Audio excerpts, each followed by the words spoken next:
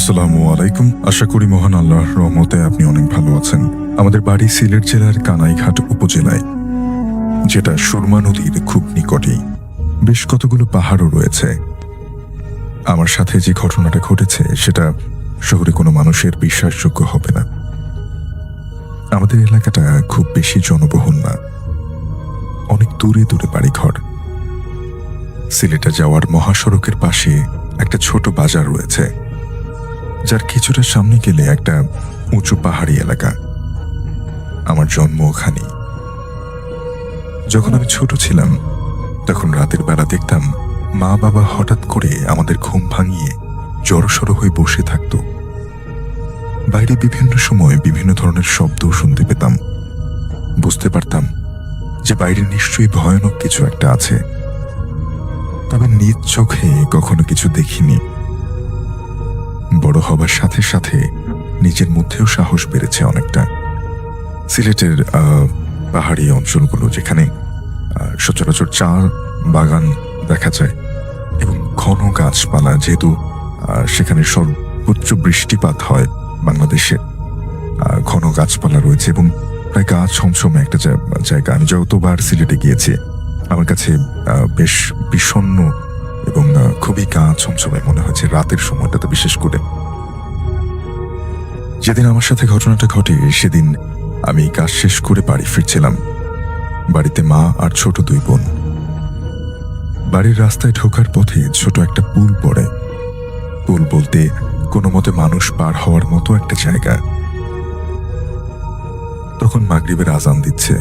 আমি যখন পুলটা পার হতে যাব, ঠিক তখন আমার পেছন থেকে কেউ একজন আমাকে ধমক দিয়ে বলে, যাস না ওদিকে। আমি পেছনে ফিরে দেখলাম আশেপাশে কোনো মানুষ নেই। আমি কোনো কিছু না ভেবে পুল পার হতে লাগলাম, আর ঠিক তখন কেউ আমাকে পেছন থেকে ধাক্কা মারে। আর একটু হলে আমি পড়েই যেতাম নিচের খালে। তবে কোনো মতে ডাল সামনে পেছনে তাকালাম কি সেটা দেখার জন্য, কিন্তু পেছনে তাকিয়ে দেখলাম কোথাও কেউ নেই। খুব অবাক হলাম। মাটি থেকে উঠে হাঁটতে শুরু করলাম। বাগানের ভেতর দিয়ে ছোট রাস্তা চলে গেছে।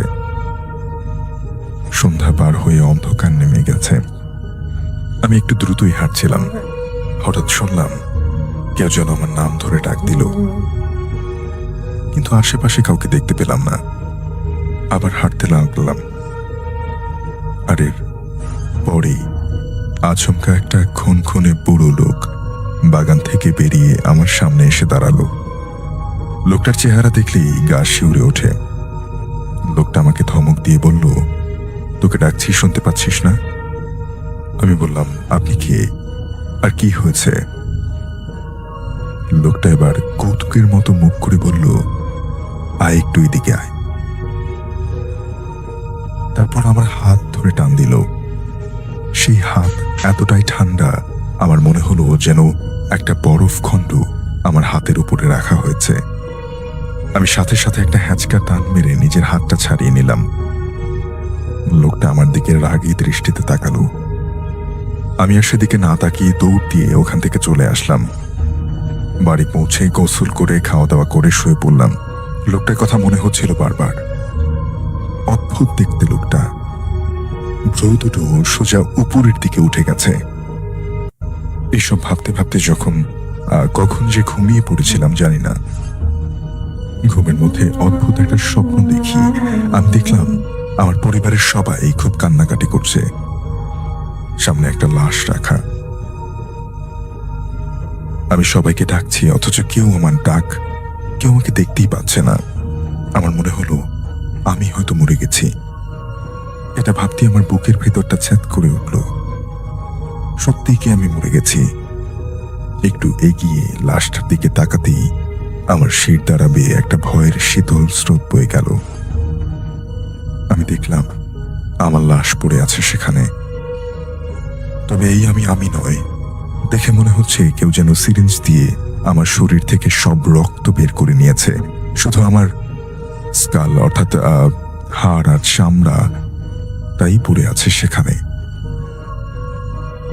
ঠিক তখন হঠাৎ করে সবাই যেন কোথায় হারিয়ে গেল।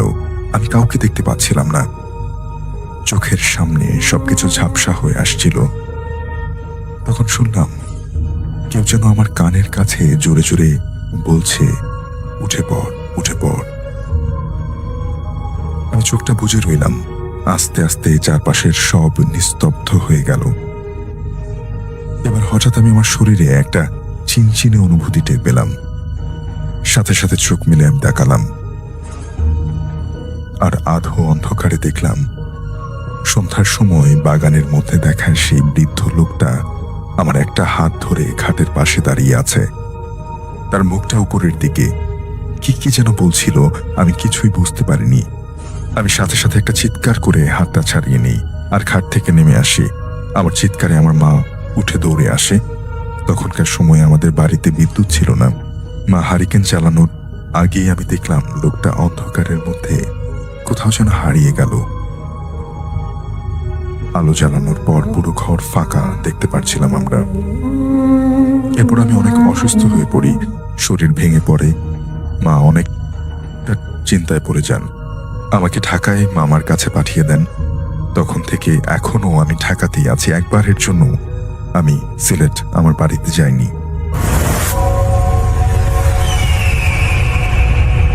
এখন যে ঘটনাটা শেয়ার করব সেই ঘটনাটা আপনাদেরকে আমি তার নাম প্রকাশ করছি না। তো তার বাসা হচ্ছে যশোর জেলার চৌগাছা থানার কোনো একটা গ্রামে।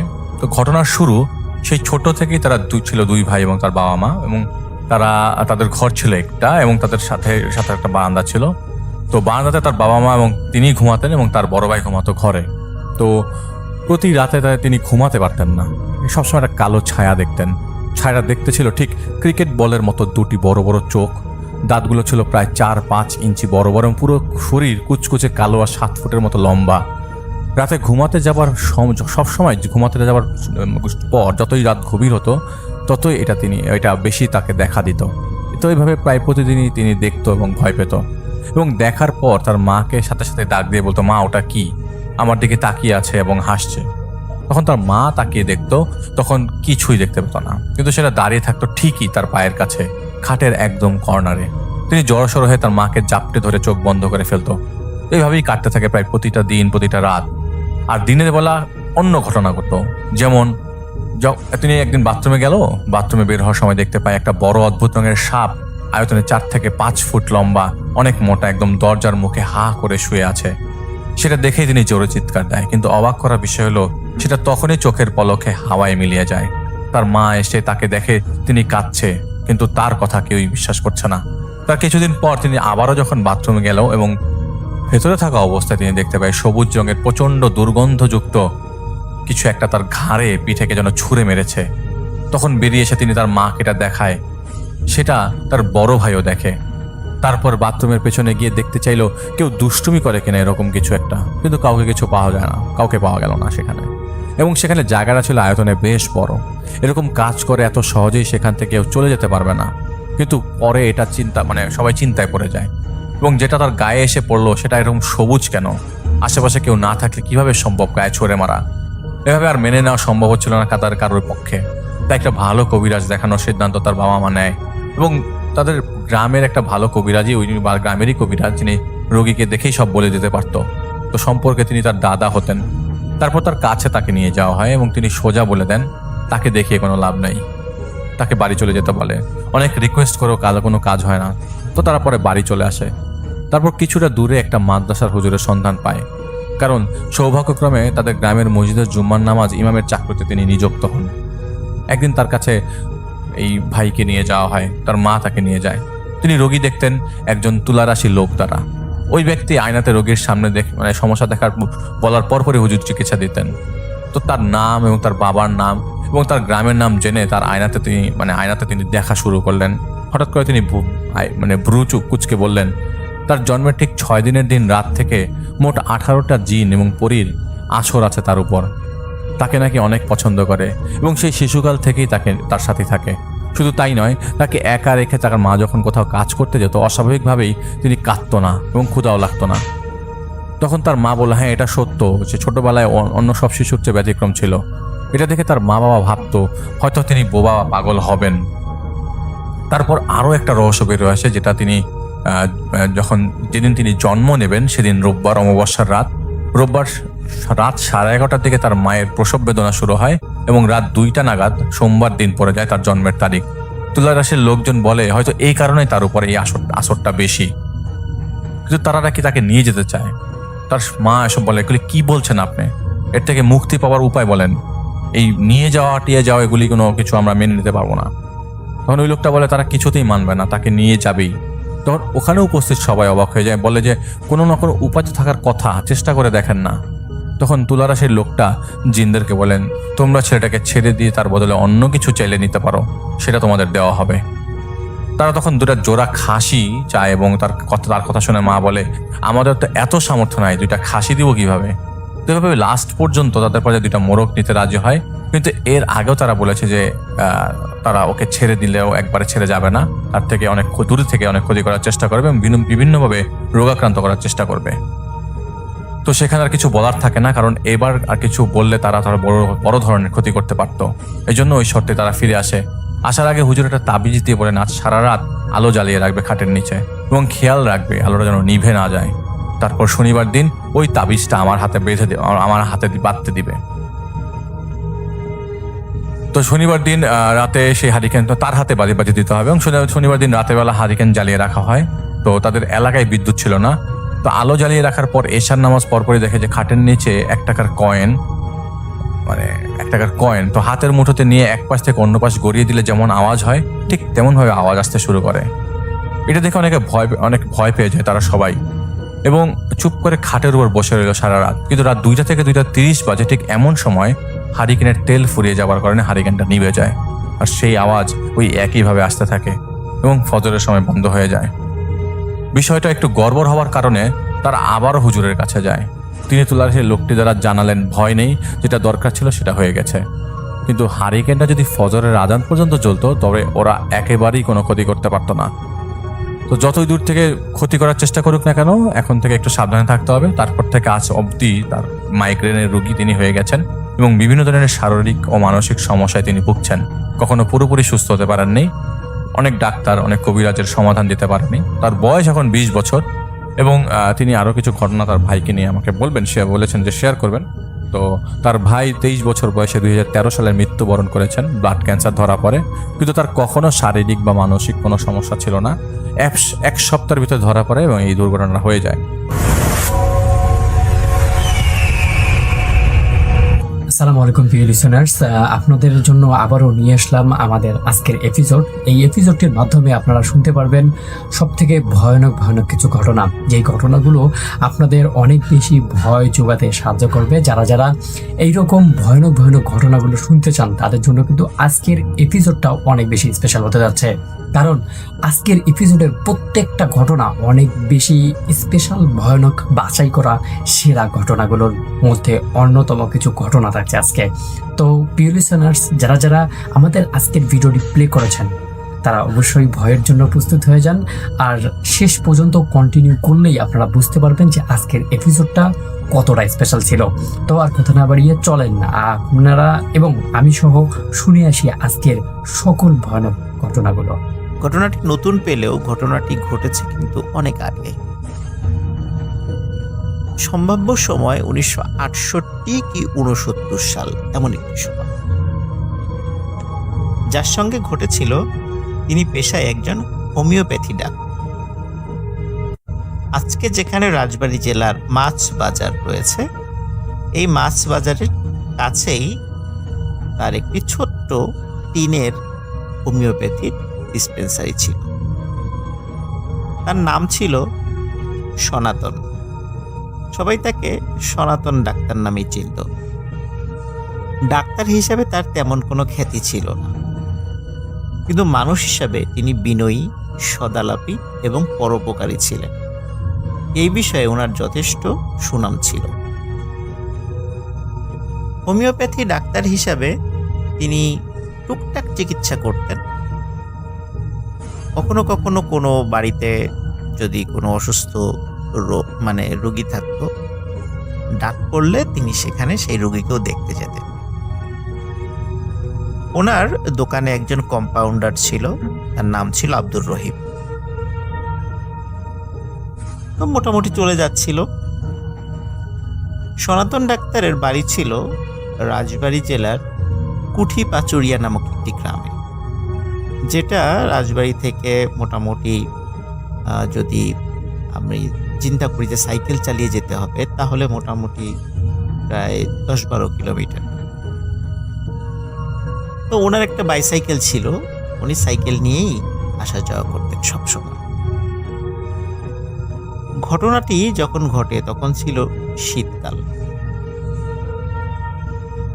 শীতকালে স্বাভাবিকভাবেই মানে তাড়াতাড়ি সন্ধ্যা লেগে যায়, আর ওই সময়ে সন্ধ্যার পরপরই অধিকাংশ দোকানপাটগুলো বন্ধ হয়ে যেত, মানুষজন কেউ চলাফেরা করতো না। শীতকালে এমনিতেও মানে রাস্তায় মানুষ কম চলাফেরা করে সন্ধ্যার পরে।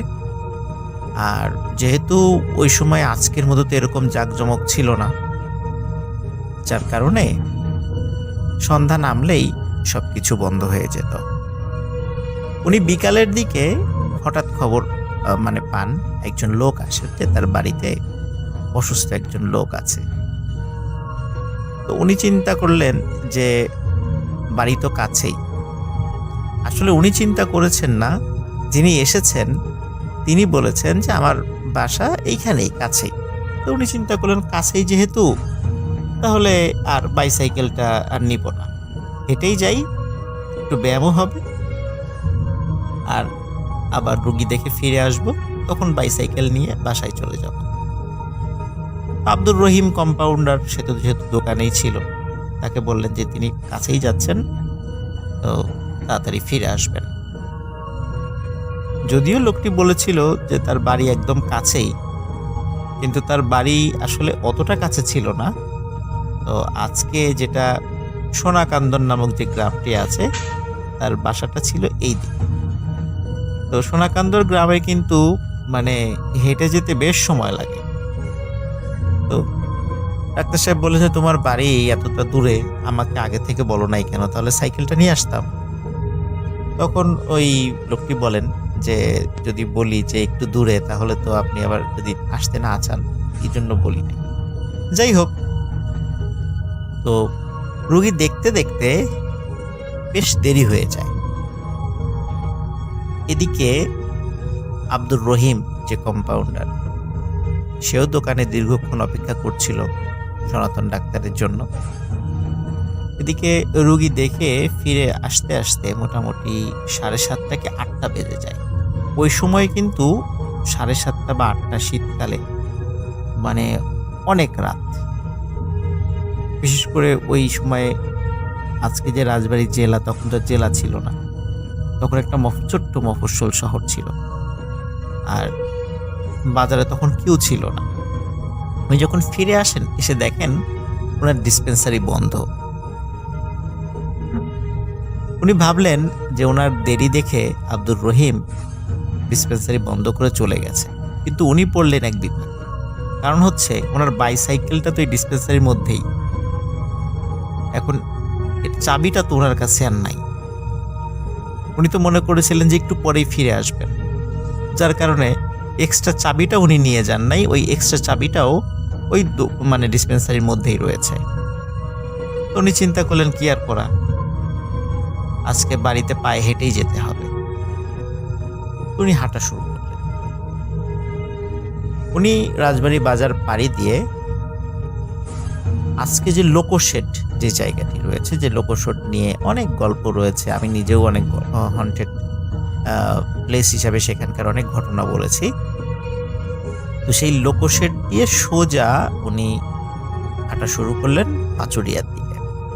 এখানে একটা বিষয় বলে রাখা ভালো প্রিয় লিসেনার, সেটি হচ্ছে যে যারা রাজবাড়ীর জেলার আছেন তারা নিশ্চয়ই আমার এই স্টোরিটি শুনে বুঝতে পারবেন। সেটি হচ্ছে যে লোকোশেড থেকে গোয়ালন্দ ঘাট পর্যন্ত যাওয়ার আজকে যে রেল লাইনটা রয়েছে, এই রেল লাইনটা কিন্তু একটা সময় ছিল না। 1871 সালের দিকে এই রেল লাইনটা গোয়ালন্দ ঘাট পর্যন্ত কিন্তু অন্য দিক দিয়ে ছিল। তো পরবর্তীতে বন্যা বা বিভিন্ন কারণে নদী ভাঙন, যার ফলে রেল লাইনটা ক্ষতিগ্রস্ত হলে পরবর্তীতে এই পাচুরিয়া হয়ে রেল লাইনটা গোয়ালন্দ ঘাট পর্যন্ত নেওয়া হয়। আরেকটা বিষয় যে লোকোশেড হন্টেড প্লেস হিসাবে আমি অনেকগুলো গল্প বলেছি। এই হন্টেড প্লেস কিন্তু হয়েছে আমাদের 1971 সালে মহান মুক্তিযুদ্ধের পরে। কারণ মুক্তিযুদ্ধের সময় অসংখ্য মানুষকে এই লোকোশেডের এখানে হত্যা করা হয়, যার ফলে কিন্তু পরবর্তীতে এখানে একটা বধ্যভূমির স্তম্ভও করা হয়েছে। আর এই ঘটনা, বিশেষ করে হন্টেড ঘটনাগুলো 1971 সালের পর থেকে বিভিন্ন মানুষের সাথে ঘটে আসছে। সাধারণত আগে এই জায়গাটা হন্টেড ছিল না, যার ফলে উনি যখন লোকোশেডের ওই জায়গাটা পার হয়ে সোজা হাঁটা শুরু করেছেন পাঁচুড়িয়ার দিকে, ওইখানে ওনার সাথে কোনো ঘটনা ঘটে। প্রিয় লিসেনার্স, এখন যে স্টোরিটা আমি বলছি এটি কিন্তু মাত্র এক রাতের একটি ঘটনা। এক রাত্রে এই ঘটনার শুরু এবং এই এক রাতে এখানে শেষ। যাই হোক, উনি চলছেন, সোজা চলছেন। ওই দিন চাঁদের আলো বেশ স্বচ্ছ ছিল, কুয়াশাও কম ছিল, যদিও শীতকাল ছিল, বাট কুয়াশার প্রকোপটা কম ছিল, যার ফলে ওনার চলতে খুব অসুবিধা হচ্ছিল না। তবে রাস্তাঘাটে কোনো মানুষ ছিল না, উনি একা একাই চলছিলেন। ওনার হাতে ছোট্ট একটি টর্চ লাইট ছিল। উনি টর্চ লাইটের আলোতে চলছেন। উনি যখন লোকোশেড পার হয়ে আরো সোজা হেঁটে আজকের যেই দাঁতশি বাজার নামক একটা জায়গা আছে, তো দাঁতশি বাজার পার হওয়ার পরে বেশ একটা লম্বা জায়গা রয়েছে, আজকের যে রেলপথের যে জায়গাটি সেটা আমি বলছি, যে সেখান দিয়ে কিন্তু অনেক দূর, এখনো ঘরবাড়ি তুলনামূলক বেশ কম আছে। তো ওই দিক দিয়ে যেতে যেতে হঠাৎ উনি দেখলেন যে ওনার পথের সামনে, পথ আগলে একটি মাঝারি সাইজের সাদা কালো মিক্স করা একটি রঙের একটি বিড়াল দাঁড়িয়ে আছে। তো উনি বিড়ালটিকে স্বাভাবিক হিসাবে নিয়েছেন, কারণ রাতের বেলা বিড়াল চলাফেরা করতেই পারে। কিন্তু অদ্ভুত ব্যাপার হচ্ছে, এই বিড়ালটি ওনার পথ আগলে এমনভাবে দাঁড়িয়ে আছে যে ওনাকে সহজে যেতেই দিচ্ছে না। উনি বিড়ালটিকে পাশ কাটিয়ে যাওয়ার চেষ্টা করছিলেন, কিন্তু বিড়ালটি বারবার ওনার পথ আগলে দাঁড়াচ্ছিল। উনি বিড়ালটিকে সরিয়ে দেওয়ার চেষ্টা করছিলেন, কিন্তু বিড়ালটি যেতে চাচ্ছিল না। যখন উনি বারবার বিড়ালটিকে সরিয়ে দেওয়ার চেষ্টা করছিলেন, বিড়ালটিকে তাড়া করছিলেন, একটা পর্যায়ে বিড়ালটি এসে ওনার পা জড়িয়ে ধরে এবং যাতে উনি সামনের দিকে না আগান সেই চেষ্টা করছিলেন। তো উনি এ পর্যায়ে বেশ বিরক্ত হন। উনি পা ঝাড়া দিয়ে বিড়ালটিকে দূরে ফেলে দেন এবং সামনের দিকে হাঁটতে থাকেন। পেছন দিকে তাকিয়ে দেখেন ওই বিড়ালটি আর নেই। উনি ভাবলেন, যাক, আপদ বিদায় হয়েছে, চলে গেছে। উনি সামনে হাঁটছেন, আস্তে আস্তে আরো সামনে যাচ্ছেন। হঠাৎ উনি দেখেন একজন মহিলা কিছু একটা সামনে নিয়ে কান্নাকাটি করছে। উনি ভাবলেন যে কি ব্যাপার, এই মহিলাটা সামনে কি নিয়ে কান্নাকাটি করছে। উনি যতই কাছে যাচ্ছেন, খুব বিকট দুর্গন্ধ ওনার নাকে আসছে। উনি কাছে গেলেন, কাছে যাওয়ার পর উনি বললেন যে কি ব্যাপার, আপনি কান্নাকাটি করছেন কেন, এত দুর্গন্ধ কিসের, আর আপনার সামনে এটা কি? তখন ওই মহিলাটি বলেন যে এটা আমার ছেলে, সে মারা গেছে। তখন উনি বলেন যে মারা গেছে, কিভাবে মারা গেল? তখন বলে যে পানিতে ডুবে মারা গেছে। তখন উনি বলেন যে দেখি তো তোমার ছেলের শরীরের উপর থেকে কাপড়টা সরাও। তো মহিলা কাপড়টি সরান। সনাতন ডাক্তার টর্চ মেরে যা দেখতে পান, তিনি আঁতকে ওঠেন।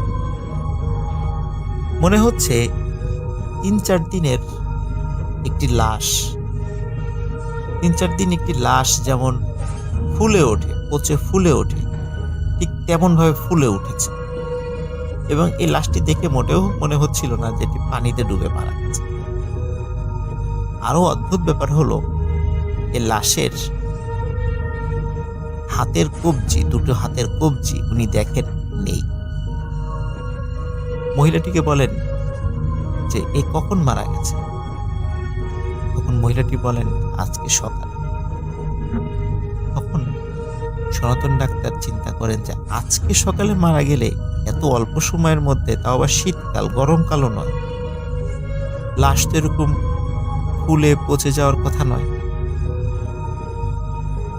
ওনার সন্দেহ হয়, তবে এটি প্যারানর্মাল বিষয় কিনা এই বিষয় নিয়ে ওনার আসলে কোনো চিন্তাই তৈরি হয়নি, কারণ উনি জিন বা এই ধরনের প্যারানর্মাল বিষয়গুলোতে বিশ্বাস তেমন করতেন না, কারণ ওনার দীর্ঘ জীবনে এই ধরনের কোনো ঘটনার সম্মুখীন উনি হননি।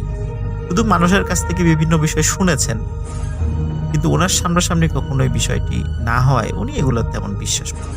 আর এই কারণে মহিলাটির কথা উনি মিথ্যা চিন্তা করেন, যে মহিলাটি মিথ্যা বলছেন, কিন্তু এটা কি প্যারানর্মাল বিষয় কিনা এই বিষয়ে ওনার মনে বিন্দুমাত্র কোনো সন্দেহের উদ্রেক হয়নি। আর ওই যে বিড়ালটি সামনে উনি দেখেছিলেন, এই বিড়ালটি নিয়েও ওনার মনে কোনো সন্দেহ হয়নি, উনি এই বিষয়টিকে স্বাভাবিকভাবেই নিয়েছেন। সনাতন ডাক্তার যখন দেখলেন ওনার ওই মহিলাটির ছেলে বলছেন যার দিনের মনে হচ্ছে যে পচে ফুলে উঠেছে, তার দুটো হাত নেই, তখন উনি মনে করেন মহিলাটি মিথ্যা বলছে, এইখানে দাঁড়িয়ে থাকা উচিত হবে না, আমি দ্রুত চলে যাই। ওই মহিলাটি বলেন যে আমার ছেলেটিকে আমার বাড়িতে নিয়ে যাওয়ার জন্য সাহায্য করুন। কিন্তু সনাতন ডাক্তার ভাবেন যে মহিলাটি যেহেতু মিথ্যা বলছে, একে সাহায্য করতে গেলে একটা বিপদে পড়ে যেতে পারে, যার কারণে উনি আর কোনো সহযোগিতা না করে সোজা হাঁটা শুরু করেন ওনার বাড়ির থেকে। উনি যখন সামনের দিকে আগাচ্ছিলেন, উনি আর পেছন ফিরে তাকান, শুধু কিছু খচখচ খচখচ শব্দ শুনেছিলেন, কিন্তু এই শব্দ যে কিসের উনি সেটাও আসলে বলতে পারেন, শুধু এমন একটু শব্দ শুনেছিলেন। উনি সামনে হেঁটে যাচ্ছেন, হাঁটতে হাঁটতে অনেক দূর চলে গেছেন। তো ওনার বাসা থেকে মোটামুটি কয়েক কিলোমিটার দূরে তখন আছে, এর মধ্যে আর কোনো সমস্যা হয়। তো ওই জায়গাটিতে যেখানে তিনি এসেছেন, তো ওই জায়গায় একটা ছোট্ট ব্রিজের মতো ছিল। আজকে যদিও সেই ব্রিজের কোনো অস্তিত্বই নেই, তো ছোট্ট একটি ব্রিজের মতো ছিল। তো ওই ব্রিজের একটু ওঠার সময় একটু উপর দিকে উঠতে হয়, বা নামার দিকে স্বাভাবিকভাবে একটু ঢালু। তো উনি যখন ব্রিজের উপরে উঠবেন, যখন ওঠার জন্য ওই উঁচু রাস্তাটা যাওয়া শুরু করেছেন, তখন মনে হচ্ছে যে ওনার শরীরটা এত ক্লান্ত যে উনি কিছুতেই ওনার পা আগাতে পারছেন না, এমনটা মনে হচ্ছে। কিন্তু আসলে উনি এতটা ক্লান্ত ছিলেন না, কারণ উনি গ্রামের মানুষ, অনেক পথ হেঁটে ওনার অভ্যাস রয়েছে। উনি ভাবলেন যেহেতু অনেক পথ হেঁটে এসেছি, হয়তো বা ক্লান্ত হতেও পারি, তাই বলে এতটা ক্লান্ত আমার পা চলছে না। তারপরে উনি কষ্ট করে ব্রিজের উপর উঠে পড়েন হাঁটতে হাঁটতে, এবং ঢালু বেয়ে যখন নামা শুরু করেছেন, তখন উনি হুমড়ি খেয়ে পড়ে যান। হুমড়ি খেয়ে যখন পড়ে যান, তখন উনি ফিল করেন ওনার সামনে থেকে কিছু একটা জিনিস এগিয়ে আসছে। ওনার হাতের টর্চ লাইটটা কিন্তু ফেলে দেননি, কারণ হুমড়ি খেয়ে পড়ে গেল, হাত থেকে যেটা ছুটে যায়। টর্চ লাইটটা জ্বালান, তিনি দেখেন দুটো কাঁকড়ার মতো কোনো একটা জিনিস আস্তে আস্তে আস্তে আস্তে ওনার দিকে এগিয়ে আসছে। উনি ভাবেন যে রাস্তার উপর হয়তো বা কোনো কাঁকড়া, বড় সাইজের কোনো কাঁকড়া। কিন্তু যত কাছে আসছে, উনি টর্চ লাইটটা দিয়ে ভালো করে দেখেন আসলে এ দুটি কোনো কাঁকড়া, এ দুটি মানুষের দুটি হাত, এবং হাত দুটি স্বাভাবিক মনে হচ্ছে কোনো পচে ফুলে যাওয়া হাতের যে কবজি, কবজি থেকে নিচের অংশ 5 আঙ্গুল বিশিষ্ট দুটো এরকম কবজি, 5 আঙ্গুল বিশিষ্ট হাত, আঙ্গুলের উপর ভর করে হেঁটে হেঁটে সামনে আসছে। তখন উনি ভাবেন কিছু সময় আগে যে মহিলার ছেলের কথা বলছিল, ঠিক ওই ছেলেটির লাশ যেমন পচে ফুলে উঠেছিল, আর ওই ছেলেটিরও হাত ছিল না দুটো। মনে হচ্ছে এই হাত দুটি ওই ছেলেরই। এখন তিনি চিন্তা করেন যে সত্যি ওনার সাথে প্যারানরমাল কোনো ঘটনা ঘটছে। উনি উঠে দাঁড়ান, উঠে দাঁড়িয়ে দৌড়ানোর চেষ্টা করেন, কিন্তু ওনার মনে হচ্ছিল ওনার পায়ে জোর নেই, পা অবশ হয়ে গেছে, ওনার পায়ে জোর পাচ্ছিলেন না। হাঁটার সময় আর একটা ভয়ঙ্কর ঘটনা যেটি ঘটে সেটি হচ্ছে ওই কাটা হাত দুটি ওনার দুই পা আঁকড়ে ধরে, যার ফলে ওনার হাঁটার গতি আরো কমে আসে। তখন উনি ওনার ধর্মের যে শ্লোক আছে, মন্ত্র আছে, সেগুলো পাঠ করতে থাকেন এবং সৃষ্টিকর্তাকে ডাকতে থাকেন। উনি প্রচন্ড শক্তি দিয়ে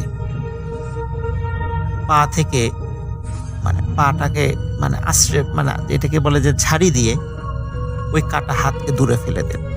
এরকম করে দুই পা থেকেই ওই দুটা হাতকে উনি দূরে ফেলে দিয়ে এইবার ওনার গায়ে মনে হচ্ছে শক্তি চলে এসেছে। উনি দৌড়াতে থাকেন, দৌড়াতে দৌড়াতে সামনে গিয়ে একটা লোকের সাথে তিনি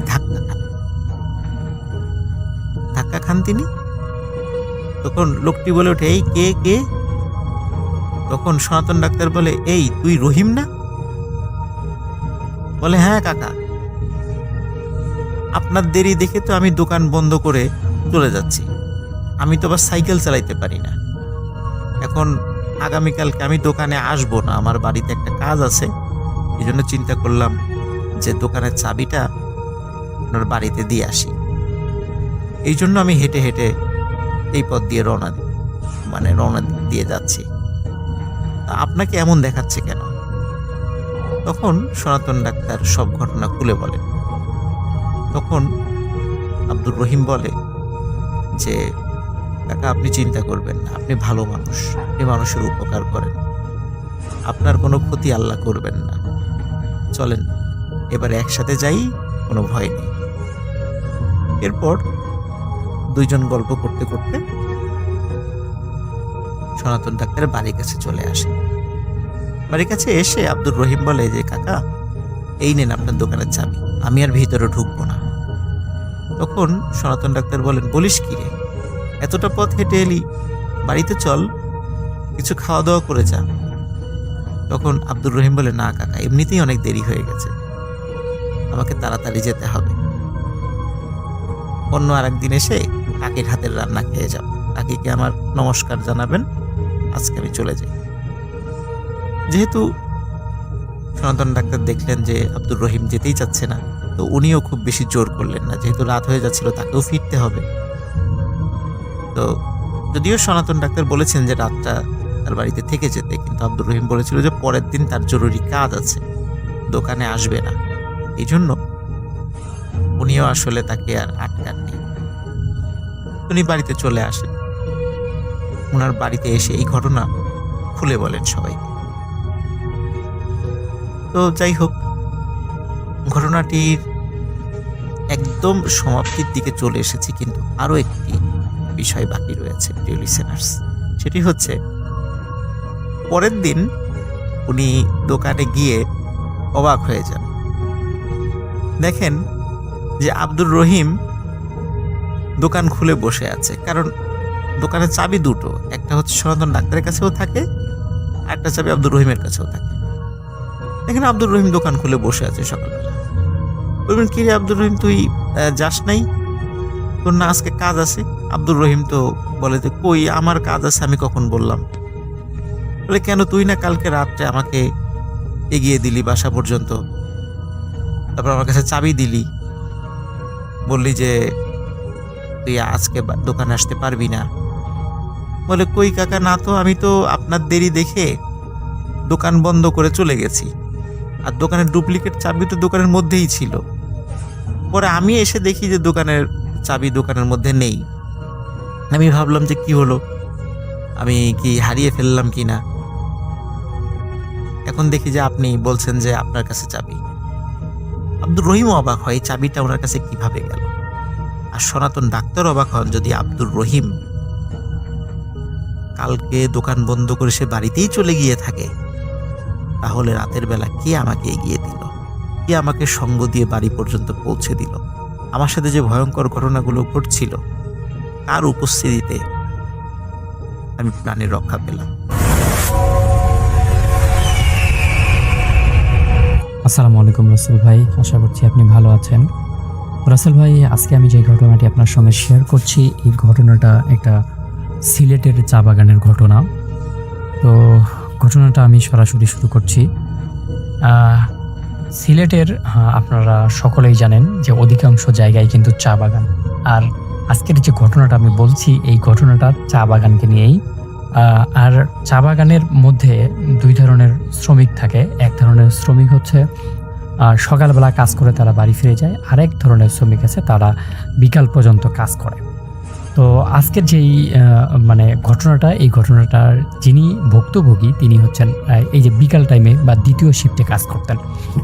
তো তিনি একদিন এই চা বাগানে কাজ করতে করতে তার মানে এখানে কিন্তু একটা টার্গেট থাকে যে এত কেজি বা এত মন হচ্ছে প্রতিদিন চায়ের পাতা তুলতে হবে।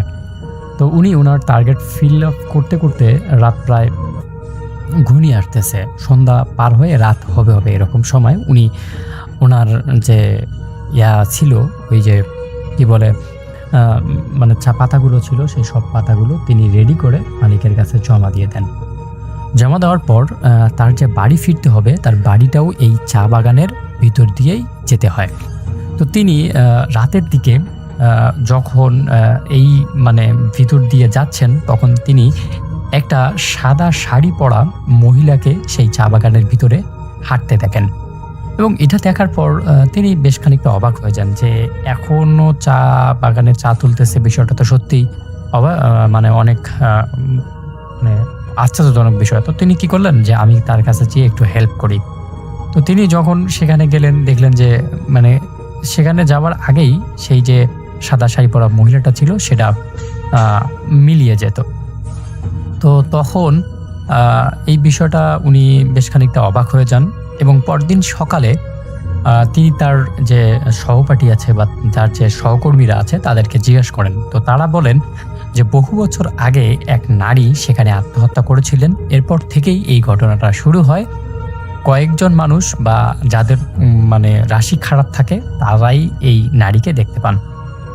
তারপর সেই যে চায়ের মালিক আছে, তিনি কয়েকজন পাহারাদার আছে সেখানে, তারা দাবি করেছিলেন যে গভীর রাতে তারা কান্নার শব্দ আর হাতের চুরির যে আওয়াজ আছে সেই আওয়াজটা তারা শুনতে পারেন। তো এইরকম একটা অবস্থায় যে চায়ের শ্রমিকরা ছিল তারা মিলে এই বিষয়টাকে অনেক বেশি আর কি ভয়ানক করে তুলে। তারা মানে কি বলবো, এই চা বাগানে মানে চা তোলার জন্য তারা মানে আপত্তি জানায় আর কি। যাই হোক, মানে যেই ঘটনাটা আরও বেশি হয়ে যায়, মানে মানে আরও বেশি ভয়ানক তুলে, সেটা হচ্ছে এক মহিলা একদিন রাত্রের মানে শেষ অংশে একদম মানে ফজরের আজান দিয়ে দিয়েছে, তারপরে এখনো কুয়াশা আছে, মানে ঘটনা একদম দিনের বেলায়। তো তার বাড়িতে তিনি তার কাজটা শেষ করে তাড়াতাড়ি চা বাগানে চলে আসেন। তো চা বাগানে যখন তিনি চলে আসেন, দেখেন যে একজন নারী আগের থেকেই চায়ের পাতা তোলা শুরু করে দিয়েছে। উনি বেশ খানিকটা অবাক হয়ে গেলেন যে আমি আজকে সবার আগে আসলাম, ওইখানে তো কারো কোনো জিনিসপাতি দেখলাম না, তাহলে এত সকালবেলা কে ওখানে চা তুলছে? তখন তিনি কাছে গিয়ে ডাকলেন, ওখানে কে, আপনি কে? তো যখন এই কথাগুলো বলছে, তখন ওই যে সাদা শাড়ি পরা যে মহিলাটা, সেটা কোনো কথা বলছে না। কথা না বলার না বলছে, তখন ইনি ভাবছেন যে আসলে ইনি হচ্ছে হয়তো বোবা বা শুনতে পারে না, যাই হোক আমি আমার মতো কাজ করি। তখন তিনি ওই বিষয়টা বাদ দিয়ে তিনি তার মতো কাজ করা শুরু করলেন এবং তার পাশেই আর কি ওই সাদা যে নারীটা ছিল তার পাশেই তিনি কাজ করা শুরু করলেন। একটা সময় দেখলেন যে সেই সাদা যে রঙের যে শাড়ি পরা মহিলাটা ছিল, সেই মহিলাটাকে আর তিনি দেখতে পাচ্ছেন না। এবার তিনি বেশ খানিকটা অবাক হয়ে গেলেন যে আসলে এখনই এখানে ছিল, আবার নাই। তো তিনি মানে এই বিষয়টা তিনি জানতেন না যে এখানে এই নারীটা এরকম হয়, কারণ তিনি নতুন শ্রমিক ছিলেন। তো পরে তিনি সেটার পিছনে আর কি লাগলেন যে আসলে আমি দেখি যেখানে কিছু আছে।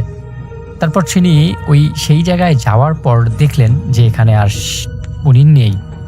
তো না থাকার পর উনি ভাবলেন যে হয়তো চলে গেছে বা এটা হতে পারে। তারপর তিনি তার মতো কাজ করা শুরু করলেন। কাজ করার পর তিনিও সেদিন চলে গেলেন, তার সাথেও কিছু হয়নি। কিন্তু মূল কাহিনীটা হয় একটা ছেলের সাথে, যে কিনা একটু ভীতু টাইপের ছেলে। তার পরিবারে অভাব থাকার কারণে সে সেই চা বাগানে শ্রমিকের কাজ করে। তো সে যেহেতু ছেলে মানুষ, তো মালিক তাকে বলে যে সে দ্বিতীয় শিফটে কাজ করতো। মালিক তাকে বলে যে তোমারটা একটু পরে নেই, মহিলা মানুষরা আছে তার আগে যাক। তো সে কোনো আপত্তি না জানিয়ে বলে ঠিক আছে। তো তার চা পাতাগুলো মানে দেখতে দেখতে মানে পরিমাপ করতে করতে প্রায় মাগরিবের আজান দিয়ে দেয়। সন্ধ্যাবেলায় যখন সে বাড়ির দিকে ফিরতেছে, সেই চা বাগানের একটা ছোট একটা নদী টাইপের আছে, সেই নদীর উপর একটা পুল আছে। তো সেই পুল দিয়ে যখন সে যাচ্ছে, পুল মানে ছোট ব্রিজ, আমি গ্রামের ভাষায় বলছি যে পুল, কিন্তু ব্রিজ বলতে ওই যে ছোট পানি দিয়ে পানি উপরে আর কি ছোট একটা ব্রিজ যেটা লাগানো হয়, সেই ব্রিজ। যখন সে এই ব্রিজের কাছাকাছি চলে আসলো, তখন দেখলো পানির ওপর থেকে একটা অবয়ব ভেসে উঠছে তার সামনে। তো সে এটা দেখে বেশ খানিকটা ভয় পেয়ে যায়।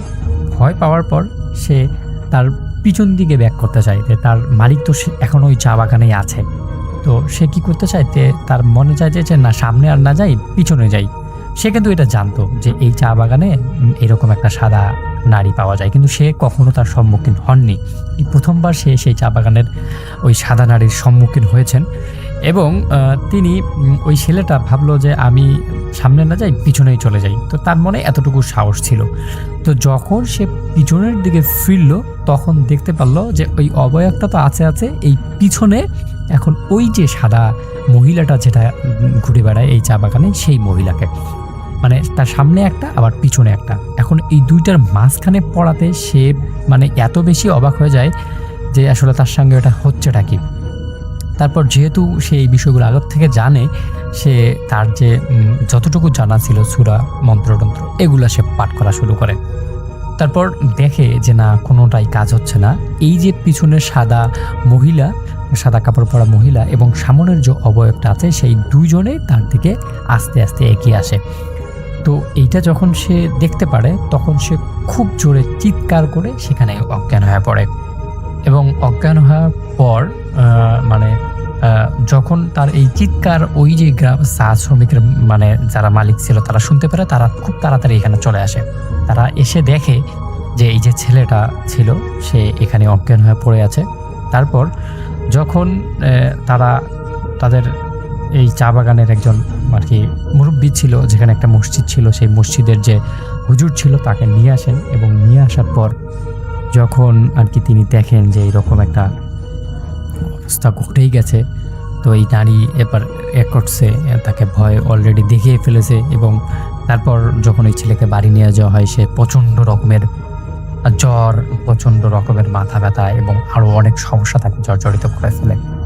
এবার শ্রমিকরা সবাই মিলে আন্দোলন করে যে আসলে এর একটা বিহিত করতে হবে, তাহলে আমরা এখানে কেউ কাজ করব না, কোনো কিছু করব না। তারপর সেই চা মালিক একজন উন্নত মানের কবিরাজ, তান্ত্রিক এবং একজন বড় মাওলানা নিয়ে আসেন। তারপর তিনজনে মিলে যুক্তি করে যে কিভাবে আসলে এটাকে বিতাড়িত করা যায়, কিভাবে এটাকে ঠিকঠাক করা যায়। দেন তারা 3 দিন 3 রাত সেখানে তপস্যা করেন, সবার মতো চেষ্টা করেন। চেষ্টা করার পর এক সময় তারা সেই সাদা যে মহিলা, কাপড় পরা মহিলা, সেই মহিলাকে মানে তারা রিচ করতে পারেন, তার সঙ্গে কথা বলার একটা সুযোগ তৈরি করতে পারেন। কথা বলে তার সঙ্গে এরকম আর কি কথা হয় যে তিনি বলেন যে আমাকে যে এখানে আত্মহত্যা করার জন্য বাধ্য করেছে, আমি তার শাস্তি চাই। তাকে যদি শাস্তি দেওয়া হয় তাহলে আমি এখান থেকে চলে যাব, আমি কারোর সাথে এইরকম কোনো কিছু করব না। তখন এখন মানে ওই যিনি আর কি কবিরাজ, তিনি তাকে বলেন যে আমরা কিভাবে বুঝবো কে তোমার সাথে অন্যায়টা করেছে, কে তোমাকে এরকম একটা কাজ তোমার সাথে করেছে। তখন ওই অবয়বটা বলে যে এই চা শ্রমিকের একজন মালিক ছিল, যে মালিক ছিল খুবই খারাপ। সেই মালিক তাকে বেশ কিছুদিন থেকে তাকে তার ন্যায্য অধিকার দিচ্ছিল না। তার যে মানে পারিশ্রমিক ছিল সেই পারিশ্রমিকটা দেয়নি। সেই কারণেই সে আস্তে আস্তে পরিবারের খুব অসচ্ছলতা আসার পর একটা সময় সেই রকম একটা সিদ্ধান্ত নেয়। তারপর মালিক পক্ষকে যখন এটা জানা হয়, মালিক পক্ষ এই বিষয়টা খুবই দুঃখিত প্রকাশ করে এবং সেই যে মহিলাটা মানে মারা গিয়েছিল তার পরিবারকে বিপুল পরিমাণের অর্থ দেয় এবং সেখানে তার পার্মানেন্টলি একটা তাদের পরিবারের লোকজনকে সেখানে পার্মানেন্টলি একটা ব্যবস্থা করে দেয়। এই ব্যবস্থা করে দেওয়ার কিছুদিন পর থেকে দেখা যায় যে সেখানে আর সেই নারী সেখানে আসে না এবং চা শ্রমিকের যারা ছিল তারাও আর কি উপলব্ধি করতে পারে যে না, তাদের সঙ্গে আর এরকম কোনো ঘটনা ঘটছে না এবং এটার পর থেকে সেই চা বাগানের মানে আর এরকম কোনো সমস্যা দেখা যায়নি। এটা সত্যি সত্যি একটা ঘটনাটি কোনখান এলাকায় আমি আসলে এটা বলতে চাচ্ছি না, কারণ এটা এখনো আছে এবং এই ঘটনাটা যদি সবাই জানাজানি হয় তাহলে আসলে এটা মানুষ সেখানে যাইতে ভয় পাবে। যদিও সেখানকার মানুষ অনেকেই এই ঘটনাটার সাথে পরিচিত, তারপরেও তারা এখন আর কি এটা বুঝে গেছে, তারা জেনে গেছে যে সেই সাদা মহিলা তাদেরকে আর কোনো বিরক্ত করবে না। তো রাসেল ভাই, এটাই ছিল ঘটনা। সত্যি একটা ঘটনা, জানি না কতটুকু ভয়ানক ছিল, কিন্তু আমার মনে হয়েছে যে আসলে এই ঘটনাটা সবার জানা উচিত। কিন্তু আমি লোকেশনটা দিলাম না, আবার বারবার করে বলতেছি, কারণ এটা ঝামেলা হতে পারে। তো রাসেল ভাই, শেষ করছি আমার আজকের অডিও ক্লিপ। ভালো থাকবেন, সুস্থ থাকবেন, আপনার মঙ্গল এবং সুস্বাস্থ্য কামনা করে শেষ করছি। আল্লাহ হাফেজ।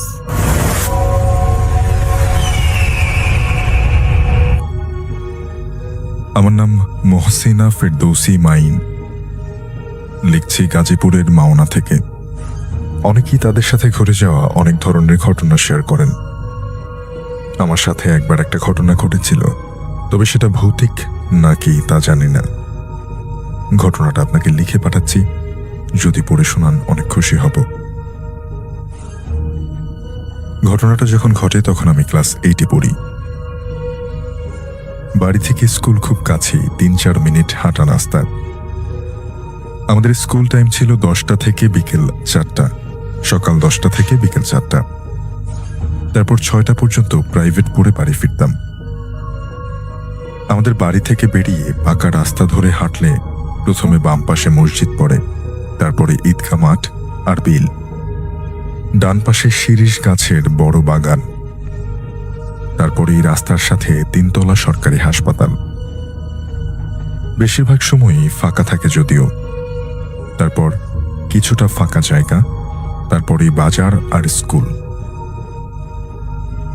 সেদিন প্রাইভেট পড়ে বাড়ি ফিরতে ফিরতে 6:30 বেজে যায়। আমাদের এদিকে আমার কোনো ক্লাসমেট না থাকার জন্য আমি একাই ফিরি সব সময়। শীতের সময় সন্ধ্যাবেলাতেই অনেক কুয়াশা। বাজার পেরিয়ে ফাঁকা জায়গাতে যখন চলে এসেছে তখন হঠাৎ মনে হলো কেউ যেন আমার পেছনে পেছনে আসছে। পেছনে ফিরে তাকালাম, কিন্তু অন্ধকার আর কুয়াশার জন্য আমি কাউকে দেখতে পেলাম না, কিছুই দেখতে পেলাম না। হাঁটতে হাঁটতে হাসপাতালের ওখানে আসতেই হঠাৎ কেউ একজন আমার কাঁধে হাত রাখল। আমি চমকে গিয়ে পেছনে ফিরে তাকালাম, কিন্তু সেখানে কাউকে দেখতে পেলাম না।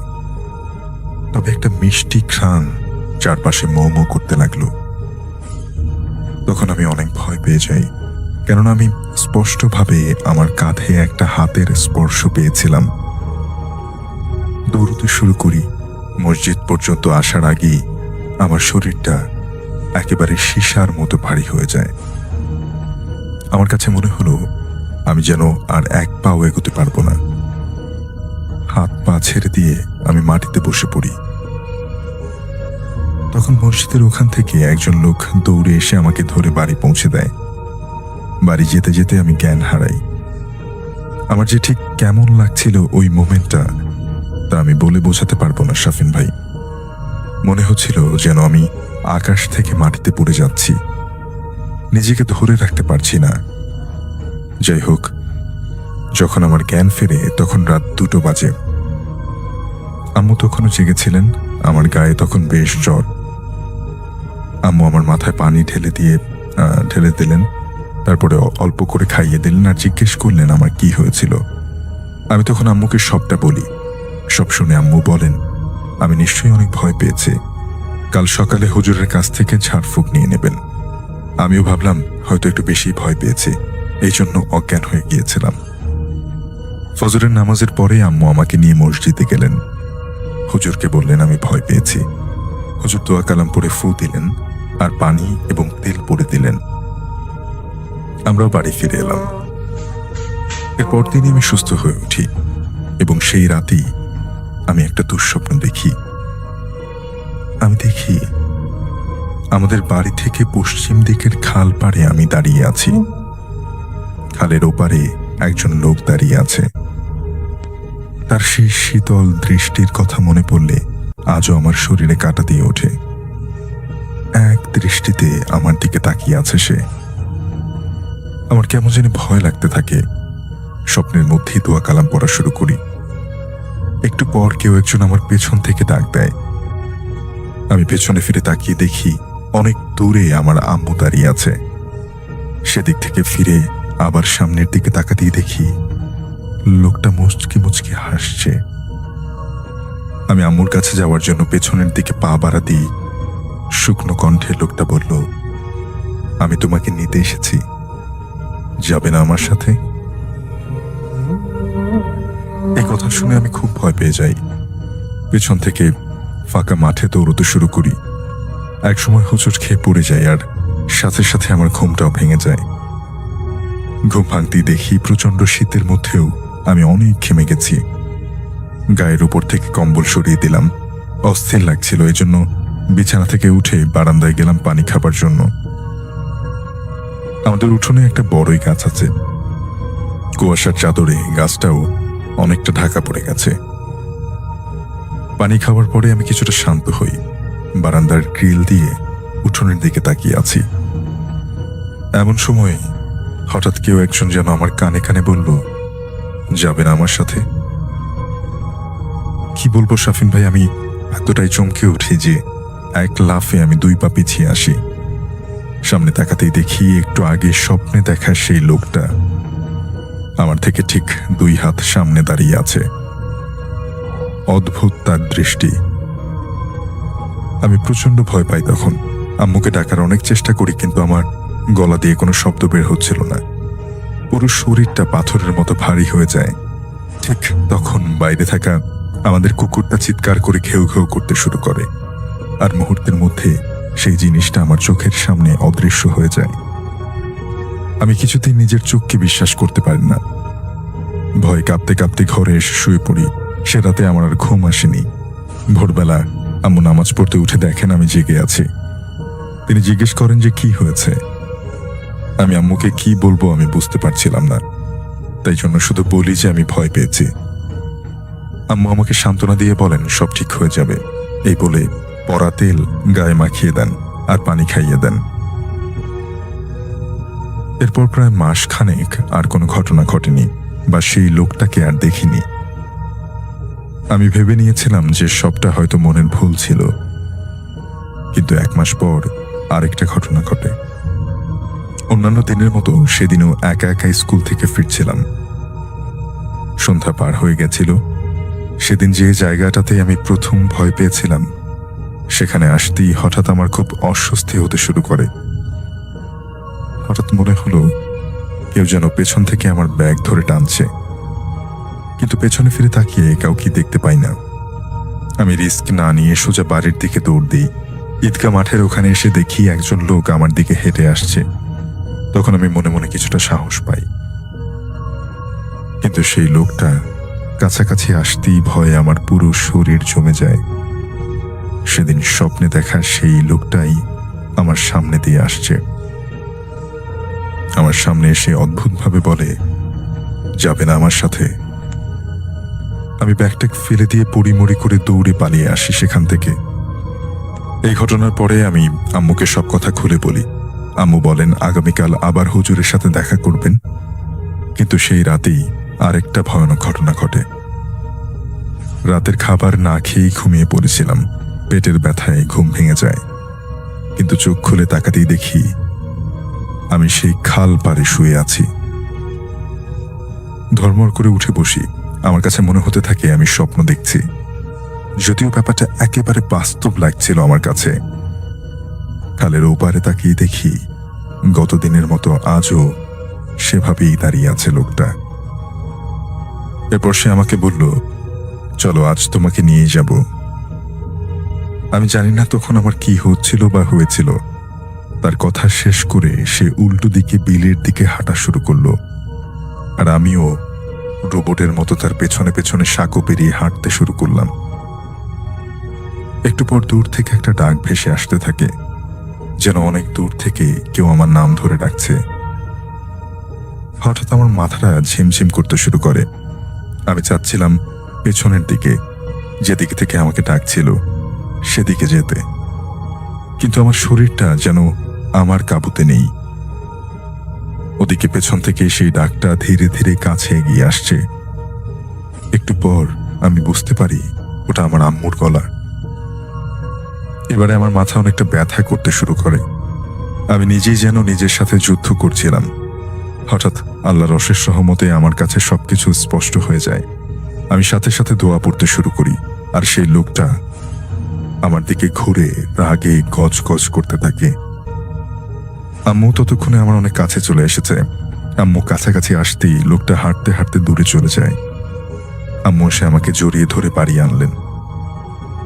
আসার সময় দূর থেকে সেই লোকটাকে দেখা যাচ্ছিল। আম্মুকে অনেকবার দেখানোর চেষ্টা করি, কিন্তু সে নাকি কিছুই দেখতে পাচ্ছিল না। বাড়ি ফিরে দেখি রাত 3টার বেশি বাজে।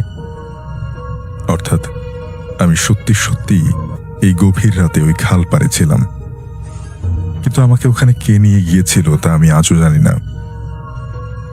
এরপর আমরা একজন বড় হুজুরের সাথে দেখা করি। তিনি শুধু বলেন, এই দুনিয়ায় হাজারো রহস্যের মধ্যে হয়তো কোনো একটা রহস্যময় জিনিস ভর করেছিল আমার উপর। এখন আর ওসব ভাবি না। ওই ঘটনার পর থেকে ভয় অনেকটাই কমে গেছে।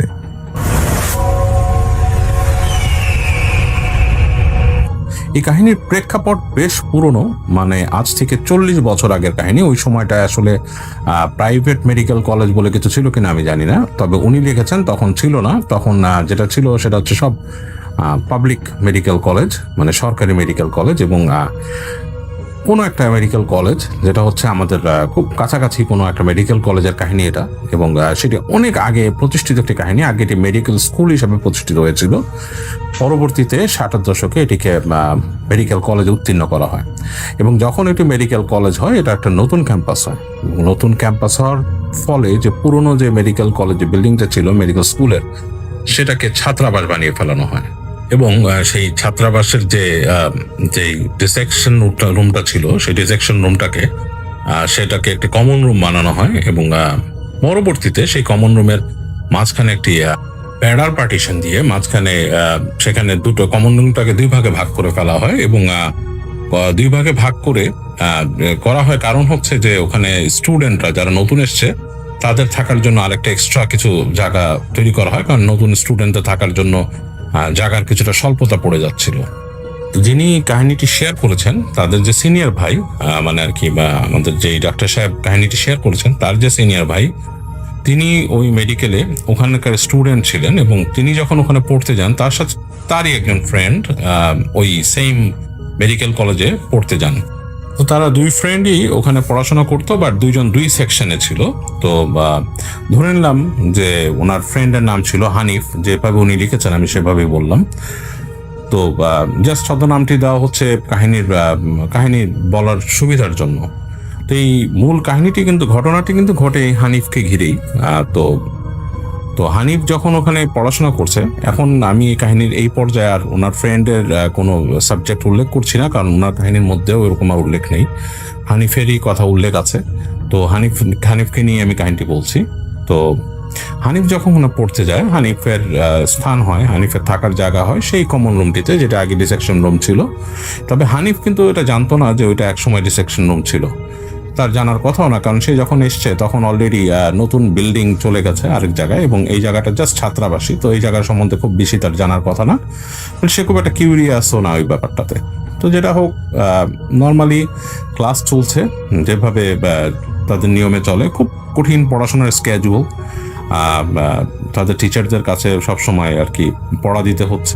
এবং ওই সময়টায় পড়াশোনার যে জিনিসটা তাদের ছিল, যে সময় পড়ার যে মেইন ব্যাপারটা ছিল সেটা হচ্ছে তাদের অ্যানাটমি স্টাডি। এবং অ্যানাটমি স্টাডিতে যেটা হতো যে ডিসেকশন করতে হতো, এবং তাদের যেটা করা হতো যে এক একটা ডেড বডিকে নিয়ে তাদের যে যারা প্রফেসর ছিলেন, টিচার ছিলেন, তারা যেটা করতেন, একটা ডেড বডিকে 5টা অংশ বিভক্ত করতেন কেটে, এবং সেই 5টা অংশ 5টা গ্রুপকে দিয়ে দিতেন স্টাডি করার জন্য, যে অ্যানাটমি স্টাডি করতেন।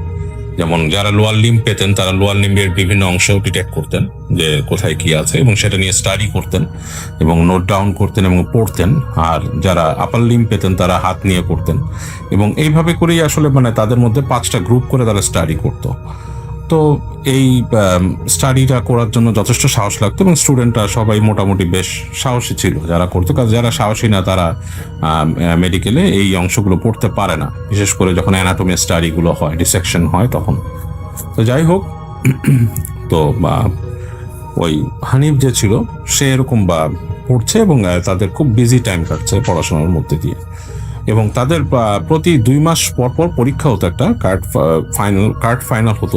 তখন সেই পরীক্ষার কার্ড ফাইনালে যখন হতো, তাদের এক্সামে মানে তাদের যে টিচার ছিলেন বা ইনস্ট্রাক্টর ছিলেন তারা সবাই মানে খুব কঠিন পরীক্ষা নিতেন তাদের। এবং সেই পরীক্ষার পরে একটা ছুটি হতো, সেই ছুটিটা হচ্ছে 2-3 দিনের একটা ছুটি পাওয়া যেত। তো যেটা হতো যে বেশিরভাগ স্টুডেন্টই ওই ছুটির সময় বাড়ি চলে যেত, তাদের নিজের গ্রামের বাড়ি, বা যারা শহর থেকে এসছে শহরে চলে যেত। তো এরকমই হতো। তো একদিন যেটা হয়, ওই দিন হচ্ছে জুন মাসে প্রচন্ড বৃষ্টি বাদলার সময় দুপুরবেলা হানিফ আসে, বা তার হলে ফিরে আসে, তার ছাত্রাবাসে হোস্টেলে ফিরে আসে তার পরীক্ষা শেষ করে। এবং সে এসে দেখে যে তার যে রুমমেট ছিল 3 জন, সেই 3 জন রুমমেটই ওই দিন চলে গেছে। তারা কার্ড ফাইনাল দিয়ে তারা চলে গেছে, তারা বাসায় নেই, এবং পুরো হোস্টেলটা খালি, তার যে থাকার অংশটা সেটা বেশ খালি। সো সে আর 3 জন থাকতে 3 জনই নেই। তো হানিফের কাছে বেশ অস্বস্তি লাগে যে একা একা থাকতে হবে। যদিও তখন কোনো ভৌতিক ভয় পায় না, বাট তার কাছে অস্বস্তি লাগে, কারণ ওই অংশটা নাকি দিনের বেলাও বেশ অন্ধকার হয়ে থাকতো, মানে খুব একটা ভালো পরিবেশ ছিল না, মানে খুব এনজয়েবল কোনো পরিবেশ ছিল না। তো যেটা ছিল, রুমটার বর্ণনা উনি এভাবে লিখেছেন যে রুমের এক পাশের দেয়ালে একটা জানালা ছিল অনেক উপরে, এবং পুরোনো আমলের জানালা, এবং জানালাটা মানে কাঠের খিড়কি দেওয়া এবং কাঁচ দেওয়া, মানে সারসি দিয়ে আলো আসে বাস উপরের দিকে জানলাটা, আরেক দিকে হচ্ছে দেয়াল, আর নিচের দিকে ওই জানালাই আলোর উৎস। এরপরে নিচে আর কিছু নেই, দরজা থেকে যতটুকু আলো ঢোকে, বাকি পুরো অংশটা অন্ধকার হয়ে থাকে। তো হানিফের কাছে খারাপ লাগা স্বাভাবিক। তো সে দুপুরবেলা যায়, খাওয়া দাওয়া করে এসে তার মতো কিছুটা সময় পার করে সে দেখে যে নিজের মতো আর কি টাইম কাটা, কিছুক্ষণ করতে করতে সন্ধ্যা হয়ে যায়। কিন্তু বৃষ্টি কিন্তু এদিকে পড়ছে, প্রচন্ড বৃষ্টি, এবং বৃষ্টিতে চারিপাশ অন্ধকার হয়ে আছে মেঘের কারণে অলরেডি। তো রাত যখন হয়ে গেছে বেশ, এবং তখন ওই অঞ্চলে যে স্বাভাবিকভাবেই ওই তখন ঢাকার আশেপাশে বা একটু রিমোট অঞ্চলগুলোতে ইলেকট্রিসিটির খুব সমস্যা ছিল, ইলেকট্রিসিটি থাকতো না। তো যেটা হয়, কারেন্ট চলে যায়, অন্ধকার হয়ে যায়। তো হানিফ যেটা করে, মোমবাতির আলোতে অনেকক্ষণ চেষ্টা করে তার মতো বই পড়তে বা কিছু করতে, বা একটা সময় তার কাছে বোরিং লাগে এবং মনে হয় যে আমি ঘুমিয়ে যাই। তো সে চলে যায় খাওয়ার হলে, এবং যে খাওয়া দাওয়া করে ফিরে আসে। এসে সে আস্তে করে মোমবাতি জ্বালিয়ে রেখে সে ঘুমানোর চেষ্টা করে। তো শুয়ে পড়েছে, অনেকক্ষণ ঘুম আসছে না, তার ভয় লাগছে। তো ভয় তো সাধারণত লাগার কথা না তার, সে খুব একটা ভয় পায় না, কিন্তু তার আজকে কেন জানি ভয় লাগছে। সে বারবার তাকিয়ে দেখছে যে পুরো রুমটা অন্ধকার, আলো আধারিতে হালকা মোমের আলোতে দেখা যাচ্ছে দূরে যে অন্যান্য যে বিছানাগুলো আছে তার ফ্রেন্ডরা থাকে সেগুলো খালি, সেটা দেখা যাচ্ছে। এবং সেই বৃষ্টির শব্দ হচ্ছে, সারা ঘরটা অন্ধকার, এবং কেন জানি মনে হচ্ছে যে ওই দরজাটা, তার যে রুমের যে দরজাটা খুলে কেউ ঢুকে যাবে, মানে ঘরের মধ্যে কেউ একজন প্রবেশ করবে, এরকম একটা তার মনে হচ্ছে। এবং সে যখন উপরে খিড়কিটার দিকে তাকাচ্ছে, যে জানালাটা ছিল সেই জানালার দিকে তাকাচ্ছে, জানালাটার দিকে তাকিয়ে সে দেখছে যে বেশ মানে ওখানে আলো আধারি খেলা করছে কাঁচটার ওই পাশে, মানে বোঝা যাচ্ছে আকাশের একটা আলো সেখানে বোঝা যাচ্ছে সারসিটার মধ্যে। তো এটা দেখছে, এবং তার এর জন্যই তার কেমন একটা ভয় লাগছে, এবং সে এক সময় বেশ তন্দ্রার মধ্যে চলে যায় এবং প্রায় ঘুমিয়ে পড়ে। তো ঘুমিয়ে যখন পড়েছে, হঠাৎ তার কেন জানি ঘুমটা ভেঙে যায়, এবং ঘুমটা যখন ভেঙে যায় সে তখন খেয়াল করতে পারে যে ঘুমের আগে ছিল একরকম পরিবেশ, মানে ঘুমের আগে যে পরিবেশটাতে সে ঘুমিয়ে গিয়েছিল বা তন্দ্রা এসে গিয়েছিল, পরিবেশটা হঠাৎ করে ডিফারেন্ট। মানে কোনো শব্দ নেই, বৃষ্টির শব্দ নেই, নিঃশব্দ একটা রাত। এবং সে হঠাৎ করে চোখ যায় জানালার দিকে, সেই জানালাটার দিকে দেখে সার্সি বেয়ে জানালার কাজ বেয়ে চাঁদের আলো ঢুকছে, ঢুকে মেঝেতে পড়ছে চাঁদের আলোটা। এবং সে বুঝতে পারে জানালাটা একটু ডিফারেন্ট, মানে জানালাটা ঠিক সেই যেরকম সে মানে জানে দেখে প্রতিদিন, যে বেশ পুরনো কাঁচটা ময়লা, কাঁচটা মানে বেশ ধূসর হয়ে গেছে, এরকম না, ঝকঝকে কাঁচ দিয়ে ধূসর মানে চাঁদের আলো ঢুকছে। এবং মানে পুরো রুমের মাটিতে পড়েছে, তো ওর ফ্লোরে চাঁদের আলো পড়েছে। এবং সে ফিল করে যে তার যে বিছানাটা সেটা ঠিক সেই বিছানায় সে শুয়ে থাকে সেটা না, স্টিলের একটা বেডের উপর সে শুয়ে আছে। এবং সে ডানে তাকিয়ে দেখে যে আরো কয়েকটা এরকম বিছানা রাখা, এবং সেই বিছানাগুলোর মধ্যে সাদা কাপড় দিয়ে মোড়ানো কিছু জিনিস, যেগুলো দেখে মনে হচ্ছে কোনো মানুষকে যদি চাদর দিয়ে ঢেকে রাখা হয় সেরকম। তো জিনিসটা দেখে ওর কাছে কেমন একটা অস্বস্তি লেগে যায়, কেমন একটা। এবং তখনই তার নাকে প্রবেশ করে একটা কটু গন্ধ। গন্ধটা হচ্ছে ফরমালিন আর ধূপের একটা মিশ্রিত গন্ধ। তো মানে বেশ অস্বস্তি সে ফিল করা শুরু করে, গন্ধটা বেশ উৎকট লাগাতে শুরু করে তার কাছে। এই সময় হঠাৎ করে সে কেঁপে উঠে, বাইরে থেকে চিৎকার করে উঠছে যে গার্ডের কণ্ঠ বেশ জোরে, হুঁশিয়ার হুঁশিয়ার বলে চিৎকার করছে। তো সে থতমত খেয়ে যায় এবং বুঝতে পারে না কি হচ্ছে। তো সে মনে করে যে আমি কি স্বপ্ন দেখছি। হঠাৎ করে হানিফ চোখ বন্ধ করে, চিন্তা করে যে আমি স্বপ্ন দেখছি মনে হয়। চোখ বন্ধ করে, চোখ যখন বন্ধ করছে তখন সে একটা নড়াচড়ার আভাস পায়। মনে হচ্ছে কেউ একজন তার দিকে হেঁটে হেঁটে আসছে বা তার পাশে এসে দাঁড়ালো। মানুষ যখন কেউ ঘুমের মধ্যে দেখবেন পাশে এসে দাঁড়ালে আপনি বুঝতে পারবেন একটা এনার্জি চেঞ্জ হয় আপনার আশেপাশে, মানে শূন্যতাটা ভরে গেলে বোঝা যায় যে কেউ একজন দাঁড়িয়ে আছে। হানিফ আস্তে আস্তে চোখ মেলে। সে যখন চোখ মেলে সে তাকিয়ে দেখে একটি মূর্তি, মানুষের মূর্তি, মানে মানুষ, মানে একটা মানুষের অবয়ব দাঁড়িয়ে আছে তার সামনে। এবং বোঝা যাচ্ছে চুলগুলো এলোমেলো দেখে বোঝা যাচ্ছে এটা মেয়ের অবয়ব। তো একটু পেছনে যায় মেয়েটা ঝুঁকেছিল তার দিকে। যখন তার থেকে একটু দূরে চলে যায় তখন সে চাঁদের আলো পড়ে তার গায়ে হালকা, এবং সে বুঝতে পারে মেয়েটা অনিন্দ সুন্দরী একটা মেয়ে। কিন্তু মেয়েটার গা থেকে কেমন গন্ধ আসছে, উৎকট একটা গন্ধ আসছে। হঠাৎ করে মেয়েটা হেসে ওঠে এবং হাসিটা ভয়ঙ্কর পৈশাচিক লাগে তার কাছে। এবং হেসে তাকে বলে, তুমি কে গো? তুমি কি আমার মতো গলায় দড়ি নিয়েছিলে? এটা শোনার সাথে সাথে হানিফের সারা শরীরের প্রত্যেকটা লোম দাঁড়িয়ে যায়। সে প্রচন্ড ভয় পেয়ে যায় এবং তার গুজবাম্প হয়। সে বুঝতে পারে না সে কি করবে। সে তাকিয়ে দেখে মেয়েটা হাসছে, এবং এই পর্যায়ে মেয়েটার দড়িটা তার গলা থেকে একটা দড়ি ঝুলছিল, সেই দড়িটা দিয়ে তার গলা পেঁচিয়ে ধরে এবং প্রচন্ড জোরে টান দেয়। তা হানিফ কোনো কথা না বলে চিৎকার করার চেষ্টা করে, কিন্তু সে চিৎকার করতে পারে না, তার আর কিছু মনে নেই। পরদিন যখন নাকি হানিফের ঘুম ভাঙে তখন সে আবিষ্কার করে সে হোস্টেলে ঘুমিয়ে আছে দুপুরবেলা। সে তাড়াতাড়ি সেখান থেকে তার মানে জিনিসপত্র গুছিয়ে সরাসরি ঢাকার দিকে ঢাকায় চলে আসে। সে ঢাকা আসার পর বেশ কিছুদিন হানিফ অসুস্থ থাকে, এবং অসুস্থ থাকার পরে তাকে চিকিৎসা করে তার বাসার মানুষজন চিকিৎসা করে, একজন মৌলানা দিয়ে চিকিৎসা করে, এবং অনেক রকম তাকে মৌলানা চিকিৎসা করে, অনেক কিছু বলে, এবং শেষ পর্যন্ত সেই সমস্যা থেকে উত্তীর্ণ হয়। তার সে অনেক ভয় পেত অসুস্থ থাকতো, এবং সে অনেক কিছু দেখতো। সেই সমস্যা থেকে সে আস্তে আস্তে সে নিস্তার পায়। এবং তাকে যেই হুজুর তাকে চিকিৎসা করে তিনি বলে দেন যে তুমি এই ব্যাপারটা নিয়ে কোনো চিন্তা করবে না, এটা তোমার মাথা থেকে ফেলে দাও। অনেকের সাথে অনেক কিছু হয়, সবার সাথে হয় না, তবে কিছু মানুষের সাথে হয়। তো তোমার সাথে এরকমই একটা কিছু হয়েছে, তুমি এটা আর মনে রাখবে না, তুমি এটা ভুলে যাও, আস্তে আস্তে ভুলে যাও। তো হানিফ ওনার কথা মতো চেষ্টা করে সেটা ভুলে যেতে, এবং সে তার মতো ঢাকায় থাকে। সে আর মেডিকেলে ব্যাক করে না, সে পড়াশোনা করে সেখানে পড়াশোনা করে এবং ইউনিভার্সিটি থেকে পরবর্তীতে ভালো রেজাল্ট করে বের হয়। তো এই ছিল হানিফের কাহিনী। বাট হানিফের ফ্রেন্ড যিনি কাহিনীটি শেয়ার করেছিলেন, তিনি বলেছেন যে যেটা হয় তারা যেটা দেখে যে হানিফ হঠাৎ করে হারিয়ে গেছে, মানে হানিফ আর ওখানে নাই, চলে গেছে। সে কাউকে কিছু না বলে চলে গেছে, তাকে পাওয়া যায় না। তো তারা ব্যাপারটা নিয়ে ডিসকাস করে এবং অন্যান্য ছাত্ররা এরা কেউ তার ব্যাপারে কিছু জানে না এবং কারো কোনো খবরও নেই।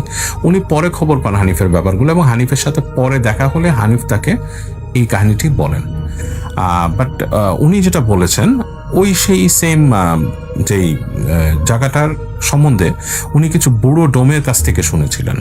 সে বুড়ো ডোমের কাছ থেকে যেটা শুনেছেন, বুড়ো ডোম বলেছেন ওনাকে যে ওইখানে নাকি অনেকেই যারা ওখানকার করিডোর দিয়ে যেত রাতের বেলা, বিশেষ করে অমাবস্যা পূর্ণিমা এরকম রাতগুলোতে প্রায় নাকি অনেকে দেখতো এরকম একটা মেয়েকে গলায় দড়ি ঝুলছে হেঁটে আসছে এবং সে কারোর সাথে দেখা হলেই তাকে ভয় দেখাতো, কিছু একটা বলতো, এমন কিছু যেটাতে সেই মানুষটা প্রচন্ড ভয় পেত এবং তার কোনো সমস্যা হতো এবং পরবর্তীতে সে হয়তো দেখা যেত অসুস্থ হয়ে গেছে বা কোনো একটা প্রবলেম হয়েছে।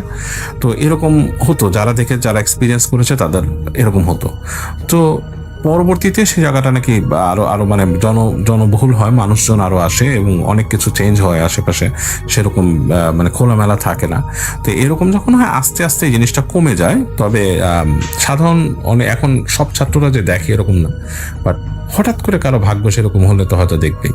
তো উনি অতটুকুই জানেন, উনি যতটুকু জানেন ততটুকুই বলেছেন এবং উনি বলেছেন যে উনি ওনার নাম শেয়ার করেননি। উনি বলেছেন যে ওই ইউনিভার্সিটিটা বা ওই যে হলটা, এটা অনেকেই অনেক কাহিনী জানেন এবং অনেকে ওইটা নিয়ে নাকি অনেক কিছু শেয়ার করেছেন অনেক জায়গায়।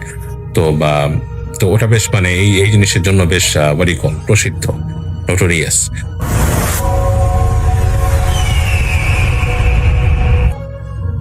2018 সালের জুলাই মাসে আমার ছোট বোনের বিয়ে হয়।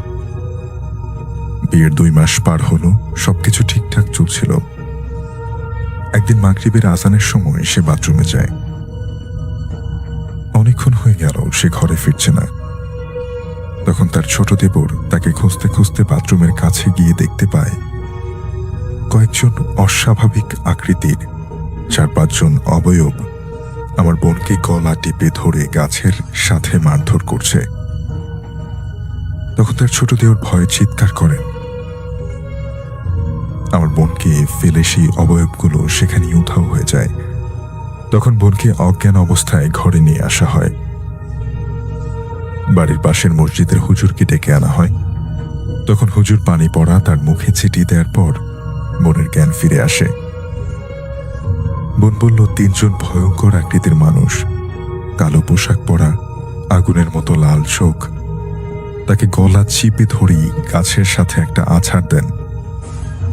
পরে হুজুর বোনকে তাবিজ এবং পানি পড়ে দেন এবং বলেন ওইগুলো খারাপ জিন ছিল। এইভাবে কয়েকদিন পরে আবারও সন্ধ্যার সময় বোনকে খুঁজে পাওয়া যাচ্ছে না। বাড়ির আশেপাশে অনেক খোঁজাখুঁজি করে প্রায় 2 ঘন্টা পরে হঠাৎ বাড়ির পুকুরে একটা শব্দ হয়। গিয়ে দেখি শয়তানগুলো আমার বোনকে পুকুরে ফেলে রেখে যায়।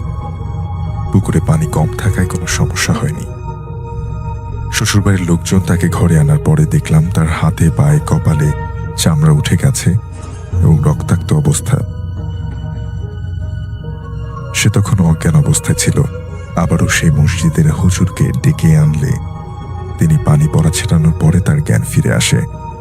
বোনকে জিজ্ঞেস করলে সে বলে 3 জন ভয়ঙ্কর আকৃতির ভয়ানক অবয়ব তারা ডানায় করে তাকে নিয়ে যায় এবং তাকে তাল গাছের ডালে রেখে সারা শরীরে শামুকের মতো ধারালো অস্ত্র দিয়ে আঘাত করতে থাকে। যখন সবাই খোঁজাখুঁজি করেন তখন সে গাছের ডাল থেকে শুনতে পাচ্ছিলেন।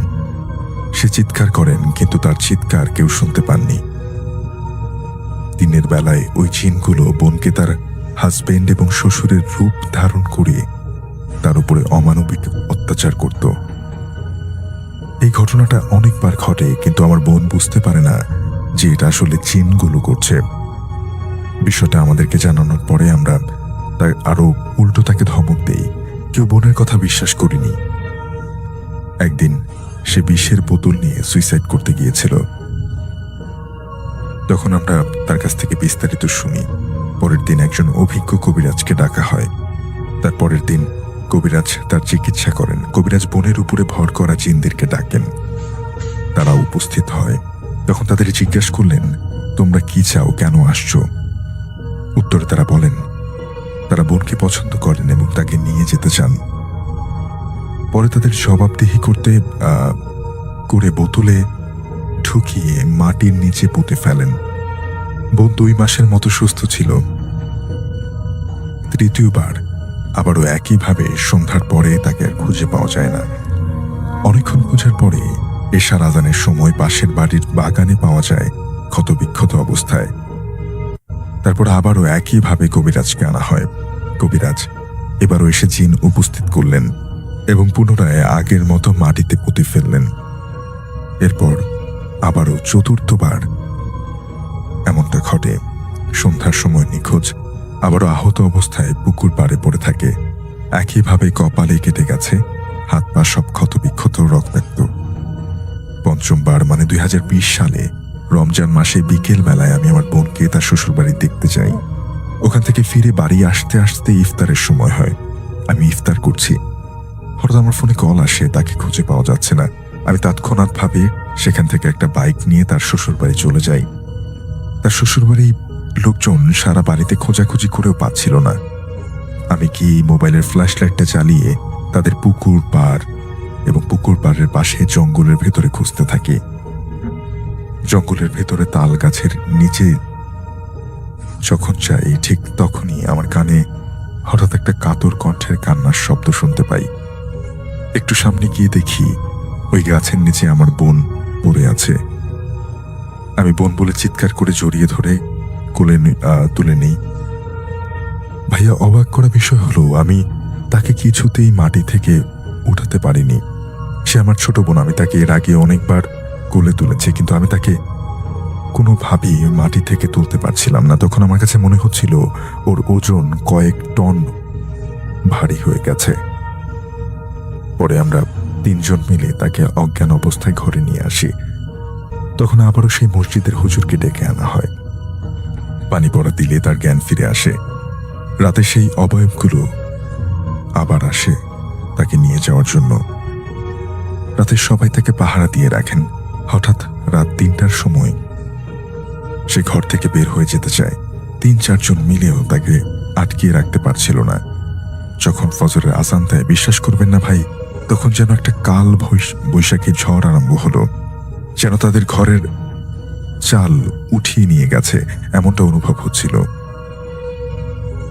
সকাল সকালে বোন আগের মতো স্বাভাবিক হয়ে ওঠে। একটা কথা আগে বলা হয়নি ভাইয়া, যতবারই আমার বোনকে জিনগুলো তুলে নিয়ে মেরে ফেলতে চাইতো, তখন একটা হুজুর 8-9 ফুট লম্বা, সাদা পাঞ্জাবি পরা, মাথায় পাগড়ি ও মুখে ঘন কালো লম্বা দাড়ি, চোখগুলো আগুনের মতো, এমন অস্বাভাবিক আকৃতির একজন জিন, ওই শয়তান জিনদের সাথে যুদ্ধ করে আমার বোনকে তাদের হাত থেকে রক্ষা করত এবং তিনি আমার বোনকে ওদের হাত থেকে বাঁচিয়ে ফেলে রেখে যেত। একদিন বিকেলে ওই জিন আমার বোনকে সরাসরি এসে দেখা দেন এবং বলেন, এই বাড়িতে তুমি থেকো না, তোমার বাবার বাড়ি চলে যাও। ওই বাড়িতে থাকলে ওরা তোমাকে বাঁচতে দেবে না। আর আমি 40 দিনের জন্য তাবলিগে যাচ্ছি, আমিও থাকবো না, তখন তারা তোমার ক্ষতি করবে। এই কথা বলে তিনি উধাও হয়ে যান।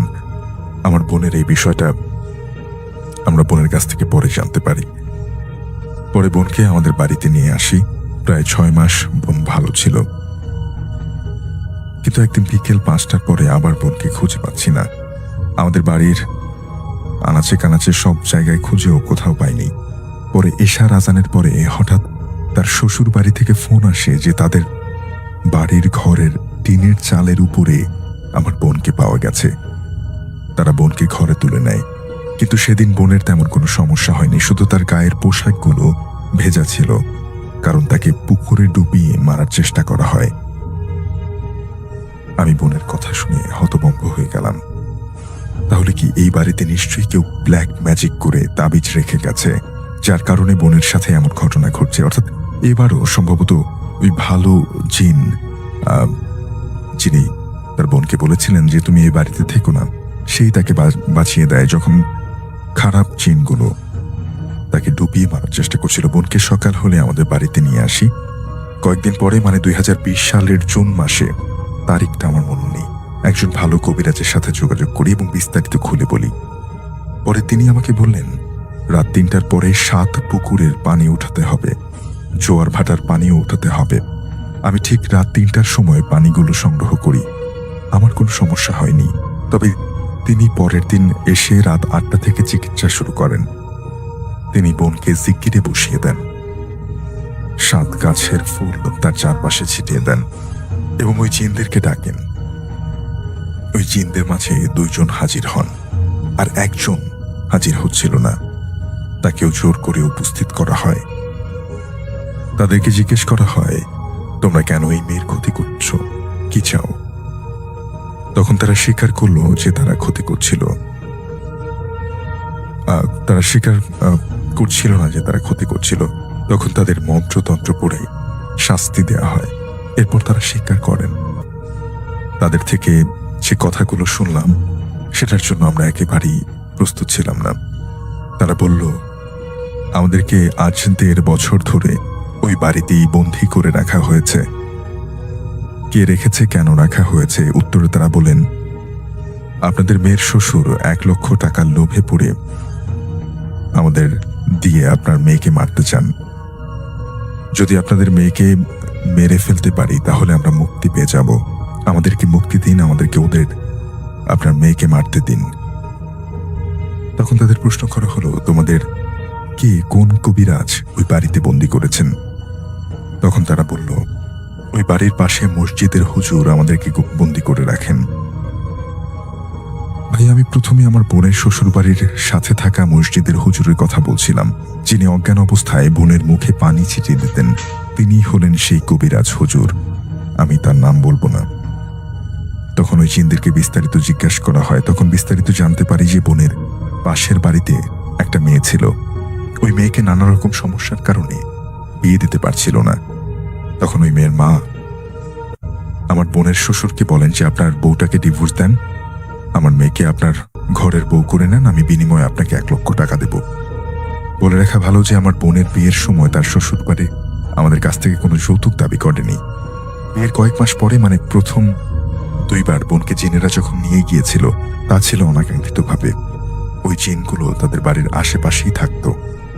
2 বারের ঘটনার পরে আমার বোন অনেক ভয় পেয়ে যায় এবং শারীরিক ও মানসিকভাবে অসুস্থ হয়ে যায়। তার স্মৃতিশক্তিও হ্রাস পেতে থাকে, যার কারণে আমার বোন আর স্বাভাবিক জীবনে ফিরে আসতে পারেনি। তাই তার শ্বশুর আমাদের কাছে 50,000 টাকা যৌতুক চান। কিন্তু আমরা তাদের শর্ত প্রত্যাখ্যান করি, কারণ বিয়ের সময় এমনটা কথা ছিল না। আর আমার বোনের শ্বশুর এতটাই লোভী ছিলেন যে আমার বোনকে ডিভোর্স দিতে হলে দেনমোহরের টাকা পরিশোধ করতে হতো। তাই তিনি আমার বোনের উপরে ব্ল্যাক ম্যাজিক করে একেবারে মেরে ফেলতে চাইছিলেন, আর আমার বোনকে মানসিক অত্যাচার করতেন। বোনের পরটা আবার ভালো ছিল, যার কারণে বোনকে আমরা বিচ্ছেদ করতে চাইলে আমার বোন রাজি হয়নি। তারপর ওই বাড়িতে যে স্থানে তাবিজ পুঁতে রাখা হয়েছিল সেগুলোর কথা জিনেরা বলে যায়। তারপরে সেগুলো সরানো হয়। রাত 3টার সময় বোনের চিকিৎসা শেষ হলো। জিনদেরকে মুক্ত করে তাদের নিজ আস্তানায় পাঠিয়ে দেওয়া হয় বোন অসুস্থতার দিকে। পরের দিন বোনের শ্বশুর বাড়ির পাশে থাকা মসজিদ কমিটির কাছে এবং গ্রামের বিচারকদের কাছে বিস্তারিত ঘটনা খুলে বলার পরে ওই হুজুরকে কঠিন শাস্তির ব্যবস্থা করেন এবং ওই এলাকা ছেড়ে বের করে দেন। আর বোনের শ্বশুরের বিরুদ্ধে আইনানুগ ব্যবস্থা নেওয়া হয়। তারপর প্রায় 10 মাসের মতো বোন ভালো ছিল। বোন স্বাভাবিক জীবনে ফিরে আসে। বোনকে আমাদের বাড়িতেই রাখা হয়, কিন্তু আমার বোনের ভাগ্য এতটাই খারাপ যে এই 2021 সালের ভেতর 2 বার তাকে আবারও সন্ধ্যার পর আমাদের বাড়ি থেকে সেই আগের মতো তার শ্বশুর বাড়ি নিয়ে যায় এবং ক্ষতি করার চেষ্টা করে। গত 23/5/21 তারিখে এমন একটা ঘটনা ঘটে। এই নিয়ে মোট 9 বার একই ঘটনা ঘটে। পরে আবার ওই কবিরাজের সাথে আগেই কথা ছিল যে সুস্থ না হওয়া পর্যন্ত তিনি চিকিৎসা চালিয়ে যাবেন। এখন আমার বোন মোটামুটি সুস্থ। আল্লাহ পাকের কাছে হাজারো শুকরিয়া, এত ঘটনার পরেও বোন এখনো বেঁচে আছে। এখনো অনেক ভয়ে আছি, কখন জানি আবার কি হয় বলা তো যায় না। দোয়া করবেন ভাই, আমার বোন যেন সুস্থ হয়ে যায়।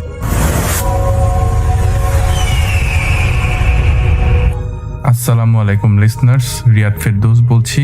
আশা করি সবাই ভালো আছেন, সুস্থ আছেন। আজকে যে ঘটনাটি শেয়ার করব, ঘটনাটি আমাকে সাথে শেয়ার করেছেন যিনি, ওনার নাম হচ্ছে অনু। উনি বর্তমানে দুবাইতে কর্মরত রয়েছেন। ওনার গ্রামের বাড়ি হচ্ছে ফেনী জেলার ছাগলনাইয়া থানার কোনো একটি গ্রামে। তো সরাসরি ঘটনায় চলে যাই। তো অনু ভাই 2010 সালে এসএসসি পরীক্ষা দেন। তো ওনার অনেক আগের থেকেই খুব চিল্লায় যাওয়ার শখ ছিল। চিল্লায় যাওয়া বলতে এটা হয়তো অনেকে জানেন, অনেকে হয়তো জানেন না, যারা জানেন না তাদের উদ্দেশ্যে বলছি। তো একটি মানে গ্রুপ থাকে যারা বিভিন্ন বাংলাদেশে বিভিন্ন প্রান্তে বিভিন্ন মসজিদে যায় এবং ইসলামের প্রচার প্রসারের জন্য কাজ করে। তো উনি যেহেতু এসএসসি পরীক্ষা পরে এরকম একটা বন্ধ পেয়েছেন, উনি দিনের একটা চিল্লায় যান। তো ওনাদের 10 জনের একটি গ্রুপ ছিল। তো ওনাদের গ্রুপের যে প্রধান হুজুর ছিল, ওনার নাম ছিল, ওনাকে আসলে সবাই আমির সাহেব হিসাবে চিনত। তো যাই হোক, ঘটনার দিন ওনারা সেদিন বগুড়ার একটা খুব গ্রামে আর কি, বগুড়ার জেলার কোনো একটি গ্রামে, মানে গ্রামে একটা মসজিদে ওনারা যান। সন্ধ্যা পরে, মাগরিবের পরে ওনারা আসলে পৌঁছান ওখানে। তো যাই হোক, রাত হয়, ওনারা এশার নামাজ পড়েন। এরপর রাতে খাওয়া দাওয়া করার পরে ওনারা সবাই ঘুমিয়ে পড়েন যে যার মতন, ওনারা মসজিদেই আর কি থাকছিলেন। তো কোনো কারণে অনু ভাইয়ের 12টার দিকে কোনো কারণে 12টার দিকে ওনার ঘুম ভেঙে যায় আর কি। হঠাৎ করে উনি খেয়াল করে যে কারেন্টও চলে গেছে, প্রচণ্ড গরম লাগছে, তখন গরমের সময়। তো ওনার খুব মনে হলো যে আসলাম গ্রামটাতে সন্ধ্যার দিকে, কিছু দেখলাম না, একটু বাইরে থেকে হেঁটে আসি, যেহেতু খুব গরম লাগছিল জাস্ট এই জন্যই আর কি উনি হাঁটতে বেরোলেন। তো উনি মসজিদ থেকে বের হলেন, বের হওয়ার সময় হাতে একটা টর্চ নিয়ে গেলেন, যেহেতু গ্রাম। তো তখন সে আসলে জ্যোৎস্না রাত ছিল, কিছুটা আলো, চাঁদের আলো ছিল আর কি। উনি হাঁটছেন, বেশ ভালো লাগছে ওনার। উনি হাঁটতে হাঁটতে প্রায় অনেক দূরে চলে গেলেন। উনি দেখলেন যে গ্রামের একটি বাজার, বাট বাজারে একদম শূন্য হয়ে গেছে, কারণ গ্রামগঞ্জে রাত 12টা একটা মানে একটা বিশাল রাত, ওই সময় কোনো মানুষজন কিছুই থাকে না। উনি হাঁটছেন, ওনার খুব ভালো লাগছে। তো উনি যেতে যেতে একটা সময় বাজারের একদম শেষ প্রান্তে চলে যান, এক চৌরাস্তার মতো একটা তিন দিকে রাস্তা আর কি। তো এই চৌরাস্তার মাথায় উনি খেয়াল করেন যে একজন মানুষ দাঁড়িয়ে আছেন, অনেকটা কুঁজো হয়ে আছেন আর কি, বয়স্ক মানুষ কুঁজো হয়ে থাকলে যেমন হয় তেমন। তো এবং গায়ে চাদর জড়ানো, পুরো মানে মুখটা এমন করে চাদর দিয়ে জড়ানো। ওনার কাছে দেখে খুব মনে হলো যে লোকটা খুব কষ্ট পাচ্ছে, বা ওনার হয়তো ওনার খারাপ লাগছে, বা কোনো সমস্যা হয়েছে। তো উনি ওনার কাছে যান যে জিজ্ঞাসা করার জন্য কি হয়েছে আপনার, এরকম কিছু। তো উনি ওনার সামনে যাওয়ার পরেই ওই লোকটাই বলল, বাবা আমি তো তোমাকে দেখেছি, তুমি আমাদের মসজিদে এসেছো না, আমি আজকে তোমাকে দেখেছি, আমার শরীরটা খুব খারাপ, তোমার হাতে তো লাইট আছে, আমাকে একটু বাসা পর্যন্ত নিয়ে যাবা, আমি আসলে অত চোখেও ভালো দেখি না। তখন উনি অনু ভাই মনে করলেন যে যেহেতু একটা লোক সাহায্য যাচ্ছে, তো সাহায্য করাই ভালো। উনি বলেন ঠিক আছে চলেন। তো উনি লোকটার যখন হাতটা ধরতে যাবেন, লোকটা কেন হাতটা সরিয়ে ফেললো।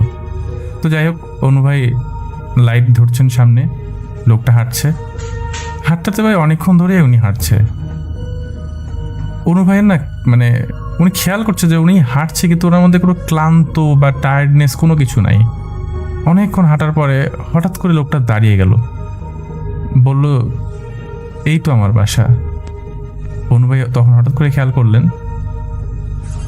বাসাটা ছিল আসলে দোতলা বাসার মতন, একটা দোতলা বাসা অ্যাকচুয়ালি, এবং বাসাটা খুব উজ্জ্বল আর কি, মানে চাঁদের আলোতে যতটুকু উজ্জ্বল হওয়ার কথা তার চাইতে বেশি উজ্জ্বল। বাসাটা ওনার কাছে আসলে খুবই ভালো লাগলো। তো লোকটা ওনাকে বললো যে, লোকটা অনু ভাইকে বললো যে তুমি এক কাজ করো, আমার বাসায় আসো, আমার বাসায় সবাই এখন জেগে আছে।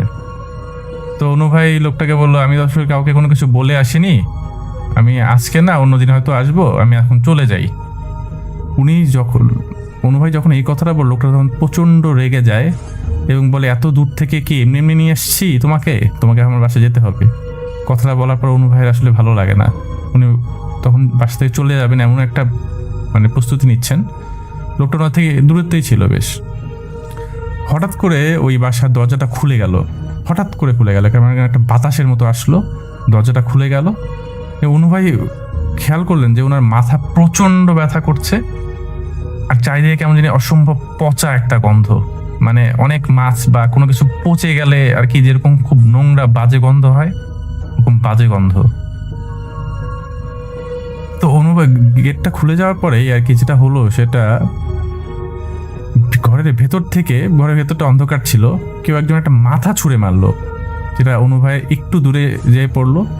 মাথাটা বিভৎস, জাস্ট একটা মাথা, এবং কেমন জানি বিভৎস একটা মাথা, এবং তাকিয়ে আছে অনুভবের দিকে। এটা দেখার পরে আসলে উনি কোনোভাবেই ঠিক থাকতে পারলেন না। ওনার শরীর পুরাপুরি মনে হচ্ছিল জমে যাচ্ছিল। আর একটু আগে যে বললাম যে ওনার মাথা, একটা ঘরটা যখন দরজাটা খুলে একটা বাতাস আসে এবং ওনার প্রচণ্ড মাথা ব্যথা করে, ওই গন্ধ পাচ্ছিল। ওনার মাথায় এতটাই ব্যথা করছিল, মনে হচ্ছিল যে ওনার মাথা কেউ চেপে ধরে আছে শক্ত করে। তো অনু ভাই এই দেখার পরে আসলে এমন একটা অবস্থা হয়েছিল যে একটা দোয়া দূর পড়বে সেই অবস্থা ওনার ছিল না। উনি সব কিছুই ভুলে গিয়েছেন, একদম স্থির হয়ে গেছেন, ওনার শরীর ঠান্ডা হয়ে গেছে ওনার। তো ওই লোকটা ওই মাথাটাকে ধরে আবার ঘরের মধ্যে ছুটে মারলো। অনু ভাই তখন জাস্ট শরীরটা একদম স্থির হয়ে গেছে, উনি দৌড়াতেও পারছেন না। তখন উনি হঠাৎ করে মনে হলো যে ওনার তো টর্চ লাইট আছে হাতে, উনি টর্চ লাইটটা ঘরের মধ্যে মারবেন, এমন সময় দেখে যে ওনার হাতে আসলে টর্চ লাইটটা নাই, ওনার হাতে একটা কাটা হাত। উনি এটা দেখে আরো বেশি আতঙ্কিত হয়ে যান, প্রচন্ড বাজে অবস্থা হয় ওনার। এমন সময় ওনার একটি দোয়া মনে পড়ে, সেই দোয়াটা জোরে জোরে পড়তে থাকেন।